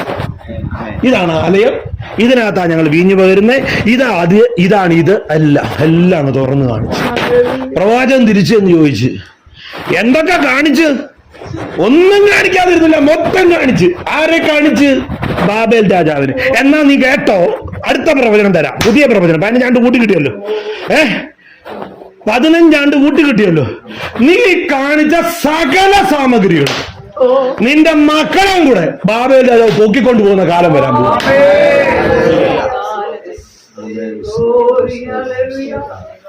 ഇപ്പൊ പാസ്റ്ററാണ് അങ്ങനെ സംഭവിച്ചെങ്കിൽ പാസ്റ്റർ ഈ ദൂത് കേൾക്കും, പാസ്റ്റർ എന്തോ പറയും? നിന്റെ കൂട്ടത്തൊരു കാര്യം, ഇക്കാര്യം ഞാൻ നിന്റെ കാലത്ത് നടത്താതെ നിന്റെ മക്കളുടെ കാലത്ത് നടത്തും. പാസ്റ്ററോട് പറഞ്ഞ പാസ്റ്റർ എന്തോ പറയും? ദൈവത്തിന്റെ കാല് പിടിക്കും അല്ലേ? കർത്താവ് അങ്ങനെ ചെയ്യല്ലേ, ക്ഷമിക്കണേന്ന് പറയില്ലേ? ഈ രാജാവ് പറയുവന്നേ, നിങ്ങൾ വായിച്ചു നോക്കണം, കൊച്ചധ്യായം എടുത്ത് വായിച്ചു നോക്കണം. എന്റെ കാലത്ത് ഇത് വരാതെ നമ്മൾ ചിരിക്കരുത്. ഈ ദൈവമക്കളെ പോലെ പൊട്ടന്മാർ വേറെ ആരുമില്ല, ബുദ്ധികെട്ട കഴുതകൾ. നമുക്കൊക്കെ അങ്ങനെ പറ്റിപ്പോകും. നമ്മൾ ചില സമയത്ത് തീരങ്ങ് കയറും, ചില സമയത്ത് മൂക്കൂത്തി നിലത്ത് കിടക്കും. പരിശുദ്ധാത്മാവ് പറയുന്നത് കേൾക്കാത്തോണ്ട്. അമ്മച്ചിക്ക് അങ്ങനെ ഉണ്ടായിട്ടുണ്ടോ? അതോ എല്ലാം കറക്റ്റാണോ എപ്പോഴും? എനിക്കെല്ലാം പറഞ്ഞു അമ്മച്ചിയുടെ കാര്യം ഞാൻ ചോദിച്ചാ, അതിപ്പം അമ്മച്ചി വിഷമിക്കുന്നുണ്ട്. ഞാൻ ചോദിച്ചാ പൊതുവെ അതിന് അവനങ്ങനെ ഉണ്ടായിട്ടുണ്ടോ? അമ്മച്ചിക്ക് അങ്ങനെ തിരിച്ചു പറയോ? ഞാൻ ചോദിക്കും, ഞാനൊരു ദൈവദാസനായതിന്റെ പേര് ഞാൻ ചോദിച്ചു പോവുക. ചിലരെ നോക്കുന്നതായിരിക്കും, എനിക്കറിയത്തില്ല. ചിലരോട് ചോദിക്കാൻ ദൈവം പറഞ്ഞിട്ടായിരിക്കാം. പക്ഷെ ഞാൻ അങ്ങനെ പറയത്തില്ല, ഞാനങ്ങ് പറയുക. കാരണം എന്നോട് പറയുമ്പോൾ പറയുക. അത് ചിലപ്പോൾ അമ്മച്ചോട് ചോദിക്കും, വേറൊരാളോടായിരിക്കാം ചോദ്യം ചോദിക്കുന്നത്. അവരോട് ചോദിച്ച് മുറിക്കണ്ടെന്നായിരിക്കും ചില അമ്മച്ചോട് ചോദിക്കുന്നത്, വേറൊരാളാണ് ചോദിക്കുന്നത്. ഹല്ലേലൂയ. നമുക്കൊക്കെ അങ്ങനെ അബദ്ധം പറ്റും. എല്ലാവർക്കും പറ്റിയിട്ടാ ചെറുക്ക് പറ്റിപ്പോ. ഹല്ലേലൂയ. ഈ പുള്ളി പറഞ്ഞ വാക്കെന്തറിയോ? എന്റെ കാലത്ത് സംഭവിക്കാതെ എന്റെ മക്കളുടെ കാലത്ത് അതുപോലെ സംഭവിച്ചു. ബാബേൽ പ്രവാസം ഉണ്ടായത് മുഴുവനും തപ്പിയെടുത്തോണ്ട് പോയതിന്റെ കാരണം, മക്കളെ മൊത്തം അടിമയാക്കിയതിന്റെ കാരണം അപ്പന്റെ ഈ പ്രസ്താവനയാണ്. ഹല്ലേലൂയ. അതാണ് ഇപ്പൊ ഇവിടെ സംഭവിച്ചേക്കുന്നത്. ഏതാ? അവൻ എനിക്ക് തടി തന്നെങ്കിൽ, അവൻ എനിക്ക് സ്വർണം തന്നെങ്കിൽ, എന്റെ ദേശത്തുള്ള കുറച്ച് ഞാൻ അവനങ്ങ്. ആര് തന്നതാണോ ഈ ദേശം? ഇതാര് തന്ന ദേശമാണ് സിസ്റ്ററെ? ഇതാര് തന്ന ദേശമാ? ഞാനീ പറയുന്നേ, ഇസ്രായേലിന്റെ ഈ ദേശം ആര് തന്ന? ഇയാളുടെ കയ്യിൽ എന്തോ ഉണ്ടായിരുന്നു? പണ്ടത്തെ സ്ഥിതി എന്തായിരുന്നു? പണ്ടത്തെ സ്ഥിതി എന്തായിരുന്നു? അടികൊണ്ട് ഊപ്പാട് വന്ന് എന്റെ ജനത്തിന്റെ കഷ്ടത കണ്ടു കണ്ടു കണ്ടു.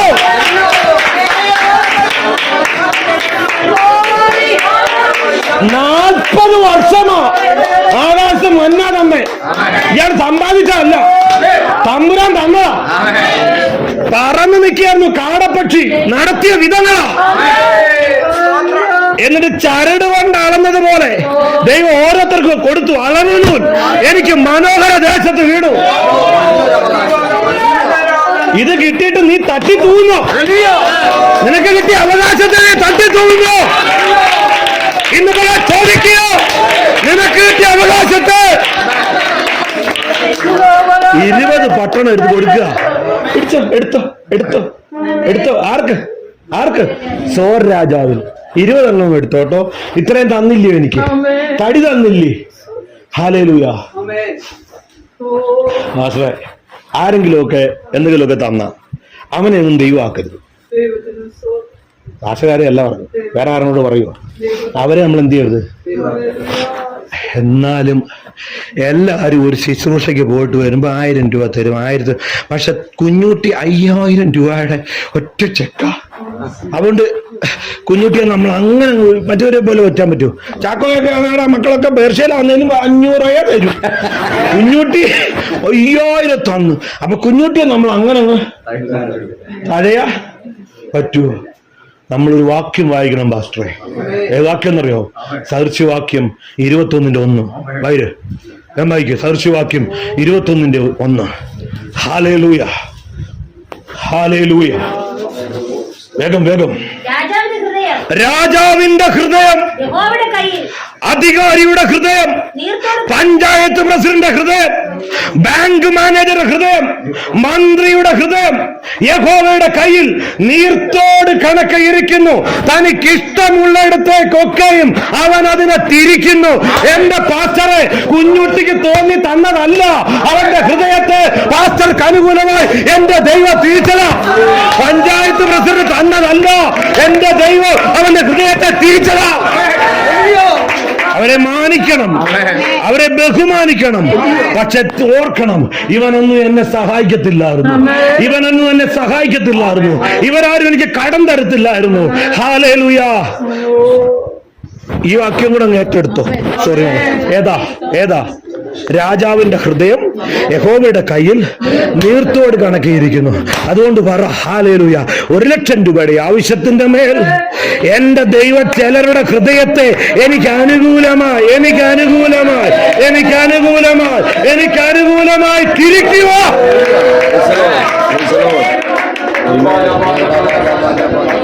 അങ്ങനെ തിരിക്കുന്നതിന് പഞ്ചായത്തുകാരെ കൊടുക്കണോ? ലൈസൻസ് എടുക്കണോ? വേണ്ട. പ്രാർത്ഥിച്ചാ മതി. കണ്ണമ്മ പ്രാർത്ഥിച്ചാ മതി. നിനക്ക് അമേരിക്ക പോകണമെന്ന് ആഗ്രഹം ഉണ്ടായിട്ടുണ്ടല്ലോ, അതിന് നീ അഭ്യാസിച്ച് ഭാരപ്പെടണ്ട. നിന്റെ നേഴ്സിംഗ് കൊണ്ട് നിനക്ക് അത് ചിന്തിക്കണ്ട. രാജാവിന്റെ ഹൃദയം എന്റെ ദൈവത്തിന്റെ കൈകൾ തീർത്തോട് കണക്കെ ഇരിക്കുന്നു. തനിക്ക് ഇഷ്ടമുള്ളിടത്തേക്കൊക്കെ. എന്റെ വായിൽ നിന്ന് പുറപ്പെടുന്ന എന്റെ വചനം വെറുതെ എന്റെ അടുക്കിലേക്ക് മടങ്ങി വരാതെ എനിക്കിഷ്ടമുള്ളത് നിവർത്തിക്കുകയും ഞാൻ അയച്ച കാര്യം സാധിപ്പിക്കുകയും ചെയ്യും. യെരമ്യാവ് പറയുന്നു, ഞാൻ നിന്റെ വചനങ്ങളെ കണ്ടെത്തി ഭക്ഷിച്ചിരിക്കുന്നു. വീട്ടിൽ അളവെടുത്തപ്പോ 10 സെന്റ് അനിയന് കൊടുത്തപ്പോ നമുക്ക് 6 സെന്റ് കിട്ടിയിട്ടുള്ളായിരിക്കാം. പക്ഷെ ഈ വചനം എന്റേതാ. ഈ വചനം ഉപയോഗിച്ച് ജീവിക്കും. ഈ വചനം എന്റെ ദൈവത്തിന്റെ വചനം അതിന്റെ പ്രവൃത്തി ചെയ്യും.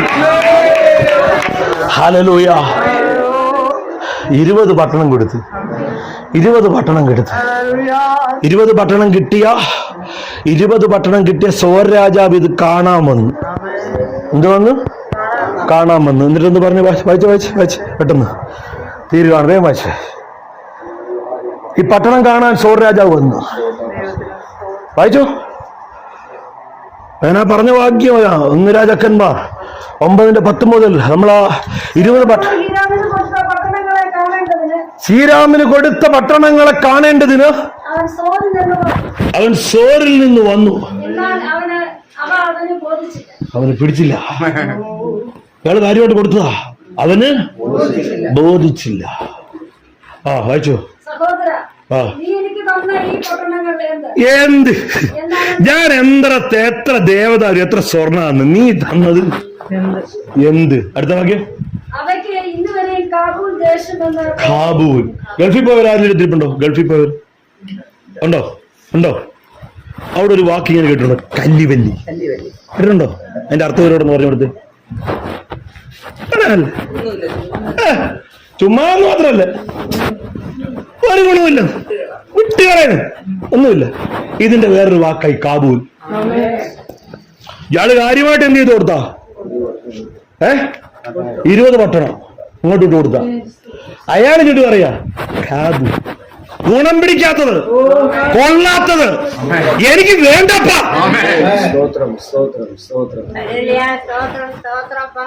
ഇത് തടിയല്ല, ഇത് സ്വർണ്ണാഭരണമല്ല. ഒരു കൂട്ടം ജനം പാർക്കുന്ന സ്ഥലമാ. ആ സ്ഥലത്തെ ഒരു രാജാവ് മുദ്ര കൊടുത്തു. ഗുണം പിടിക്കാത്തടം, രക്ഷപ്പെടാത്തടം, വേണ്ടാത്തടം, കൊള്ളത്തില്ല. Cabul, Cabul, Cabul. ഒരു രാജാവ് പറയാ എനിക്കിത് വേണ്ട, ഞാൻ നിനക്ക് തരാം. മറ്റേ രാജാവ് എനിക്കും വേണ്ട. ഹല്ലേലൂയ. നിങ്ങൾ ആ നാടിനെ കണ്ടേ? നിങ്ങൾ ആ നാടിനെ മനസ്സിൽ കണ്ടേ? നാട്ടുകാർ ചോദിക്കുക, എവിടുന്നാ കല്യാണം? എവിടുന്നാ? ഈ ഗലീല പ്രദേശത്താ കൊടുത്തേക്കുന്നേ. ഗലീല പ്രദേശോ? കാബൂൽ. പെണ്ണിനെ എടുക്കല്ലേ? എവിടാ ബിസിനസ്? ഗലീല, കാബൂൽ. അല്ലെ അവിടെ ഗലീല പ്രദേശത്തല്ലേ? ഗലീല പ്രദേശ് 20 പട്ടണം കൊടുക്കുന്നേ. Cabul, Cabul, Cabul.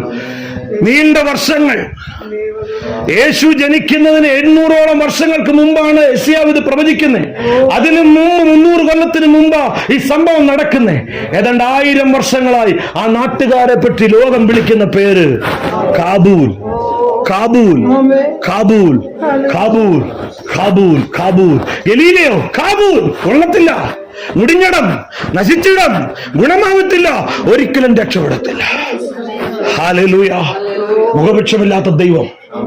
ഹല്ലേലൂയ. മുഖപക്ഷമില്ലാത്ത ദൈവം. അവൻ തന്റെ പ്രവാചകനിലൂടെ പറഞ്ഞിരിക്കുന്നു, ഇരുട്ടിലിരിക്കുന്ന ദേശത്തിന്മേൽ, കഷ്ടത അനുഭവിച്ച ദേശത്തിന്മേൽ തിമിരം നിൽക്കത്തില്ല, തിമിരം നിൽക്കത്തില്ല. പണ്ട് ഹീനത വരുത്തിയെങ്കിലും പിന്നത്തേതിൽ മഹത്വമാക്കും, പിന്നത്തേതിൽ മഹത്വമാക്കും. ഹല്ലേലൂയ. അതുകൊണ്ട് നമ്മുടെ കർത്താവായ യേശു ഭൂമിയിൽ ജനിക്കുവാൻ തന്റെ പ്രവചന നിവൃത്തി പോലെ ബെത്ലഹേം പട്ടണം തെരഞ്ഞെടുത്തു. ഹല്ലേലൂയ. പക്ഷേ ഈ വാഗ്ദത്തം നിവർത്തിക്കാൻ അവൻ തന്റെ പ്രവർത്തന കേന്ദ്രം ഗലീലയിൽ തുടങ്ങി. ഗലീലയിലെ കാനാവിൽ അവൻ ആദ്യത്തെ അത്ഭുതം ചെയ്തു. ഹല്ലേലൂയ. നാട്ടുകാര് മുഴുവൻ അവനെ ഗലീലക്കാരാന്ന് വിളിച്ചു. ഒന്ന് ഞങ്ങൾ കേട്ടെ. അതെ, ബെന്തക്കോസ്തുകാരില് നമ്മുടെ ശിഷ്യന്മാരെല്ലാം അന്യഭാഷ ആരാധിക്കുമ്പോ, വിവിധ ഭാഷയിൽ പറയുമ്പോ ആളുകൾ വന്ന് പറയുന്നെന്താ? ഇവരെല്ലാവരും ഗലീലക്കാരല്ലയോ? ഈ പൊട്ടന്മാരെങ്ങനാ ഗലീല നാണമില്ലാത്ത നാട്, ആരും മാനിക്കാത്ത നാട്. പക്ഷേ ഹല്ലേലൂയ, യേശുവിനെ ഇന്ന് കാണണമെങ്കിൽ, യേശുവിന് ഒരു അത്ഭുതം വേണമെങ്കിൽ എവിടെ ചെല്ലണം? ഗലീലേ ചെല്ലണം. ഹല്ലേലൂയ. തള്ളിക്കളഞ്ഞ ഗലീലേ. ഓ ഹല്ലേലൂയ. ആ വാക്കുകളുടെ വായിച്ച് അവസാനിപ്പിക്കാം. മത്തായി സുവിശേഷം 4-ാം അധ്യായത്തിന്റെ 13 മുതലുള്ള വാക്യങ്ങൾ. മത്തായി സുവിശേഷം 4-ാം അധ്യായത്തിന്റെ 13 മുതലുള്ള വാക്യങ്ങൾ പെട്ടെന്ന്. യോഹന്നാൻ തടവിലായി എന്ന് കേട്ടാറേ അവർ ഗലീലയ്ക്ക് വാങ്ങിപ്പോയി. നസ്രേത്തിന്റെ സെബൂലിന്റെയും നഫ്താലിയുടെയും അതിരുകളിൽ കടൽക്കരയിലുള്ള കഫർന്നഹൂമിൽ അവൻ ചെന്ന് പാർത്തു.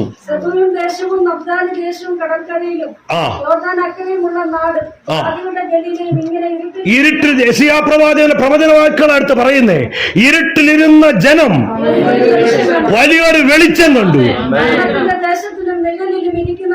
അന്ധതമസ്സിന്റെ ദേശത്തിലും നിഴലിലും ഇരിക്കുന്നവർക്ക് പ്രകാശം ഉദിച്ചു. യെശയ്യാ പ്രവാചകൻ മുഖാന്തരം അരുളി ചെയ്ത പ്രവചനം അവിടെ നിവൃത്തിയാവുകയാണ്. ഹല്ലേലൂയ. എന്തിനേശു ഗലീലയിൽ താമസിച്ചു? എന്തിനേശു അതേ കാനാവിൽ അത്ഭുതം ചെയ്തു? എന്തിനേശു നസ്രേത്തുകാരൻ എന്ന പേര് നേടി? ഹല്ലേലൂയ.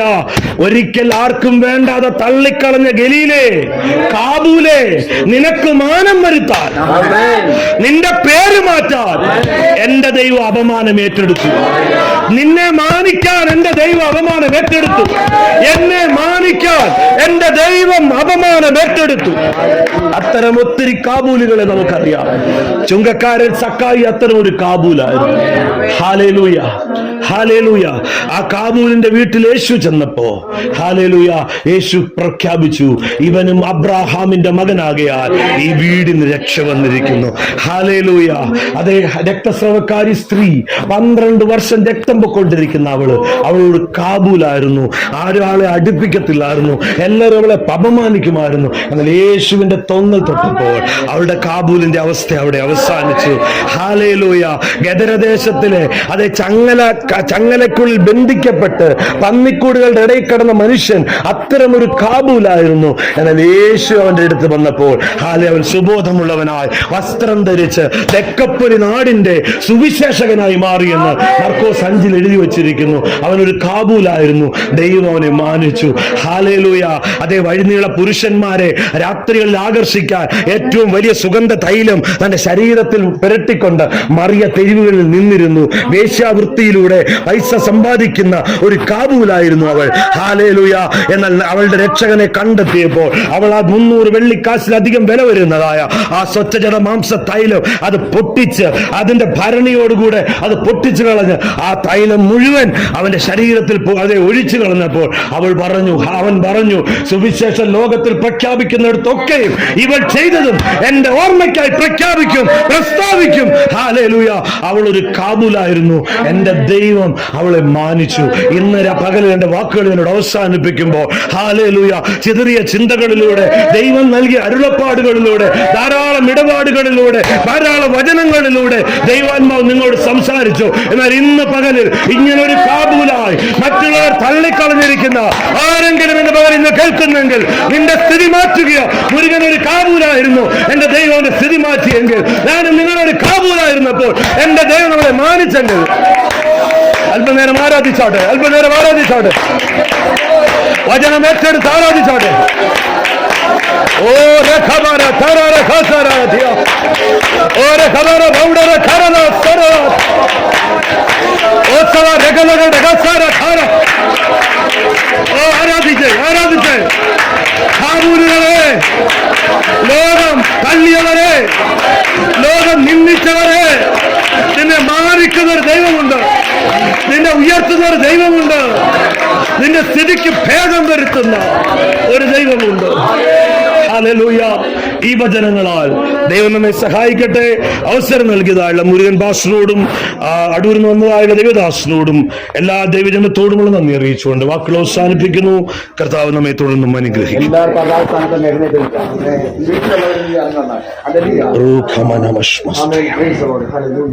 അവനീ തലത്തിൽ അപമാനം അവകാശമെന്തോ കേളണം. എല്ലാവരും പാടിയാൽ അവനീ തലത്തിൽ അപമാനം അവകാശമെന്നോർത്തിടണം.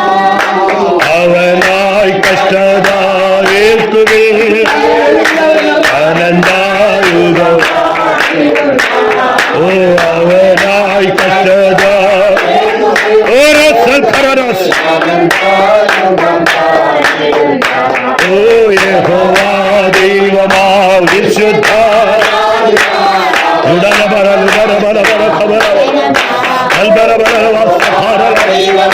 വിശുദ്ധ ജാതിന അവനവകാശം അണിനിരന്നിടുവേ പുരുഷൻ തടയാളിരേ നിര നിര നിരയാൾ അണിനിരന്നിടുവേ പുരുഷൻ തടയാ. ഓ ജയ ജയ ജയ ഓ രക്ഷ ജയ ജയ ജയ ജയ വീരന ദൈവമാ വിശുദ്ധ അവനവകാശമാം ജനന്ദ. ദൈവമാ വിശുദ്ധ ജാതിന അവനവകാശമാം. ഉറക്കറേ വേറെ ഉറേ ഔടാരോ ദിയ ഖരേ ആരേ ഔടാരേ രഖരേ ഔരാസേ നിഗാരാ ഉടാരേ ഖരേ മാരാനാ ഔടാരാ ദിരാനാ ഔടാരേ ദിരാനാ ഔടാരാജാ ഔടാരേ ഖാരാ ഔടാരാ ദിരാനാ ഔടാരേ ഖർബാരാ ഔടാരാജാ ദിരാ ഔടാരേ ഖാരാ ഔടാരാ ദിരാനാ അൽബാരേ റിഖാരാ അൽബാരേ ദാ ഔടാരേ ബാ ഔടാരാ ഔടാരാ അൽബാരാ ദിയാനാ അബിരാ ബിരാ ഖാരാ ഔടാരേ ബാരാ ഔടാരേ റിഖോരേ അൽബാരേ ദിയാനാ ഔടാരേ ധീരാ ഔടാരേ ഖാരാ ഔടാരേ ദിയാരേ അൽബാരേ സബാരേ ഔടാരേ ഖാരാരേ ഖാരാ ഔടാരാ ജോടാരാ അബ്ബാരേ ധാരാരാ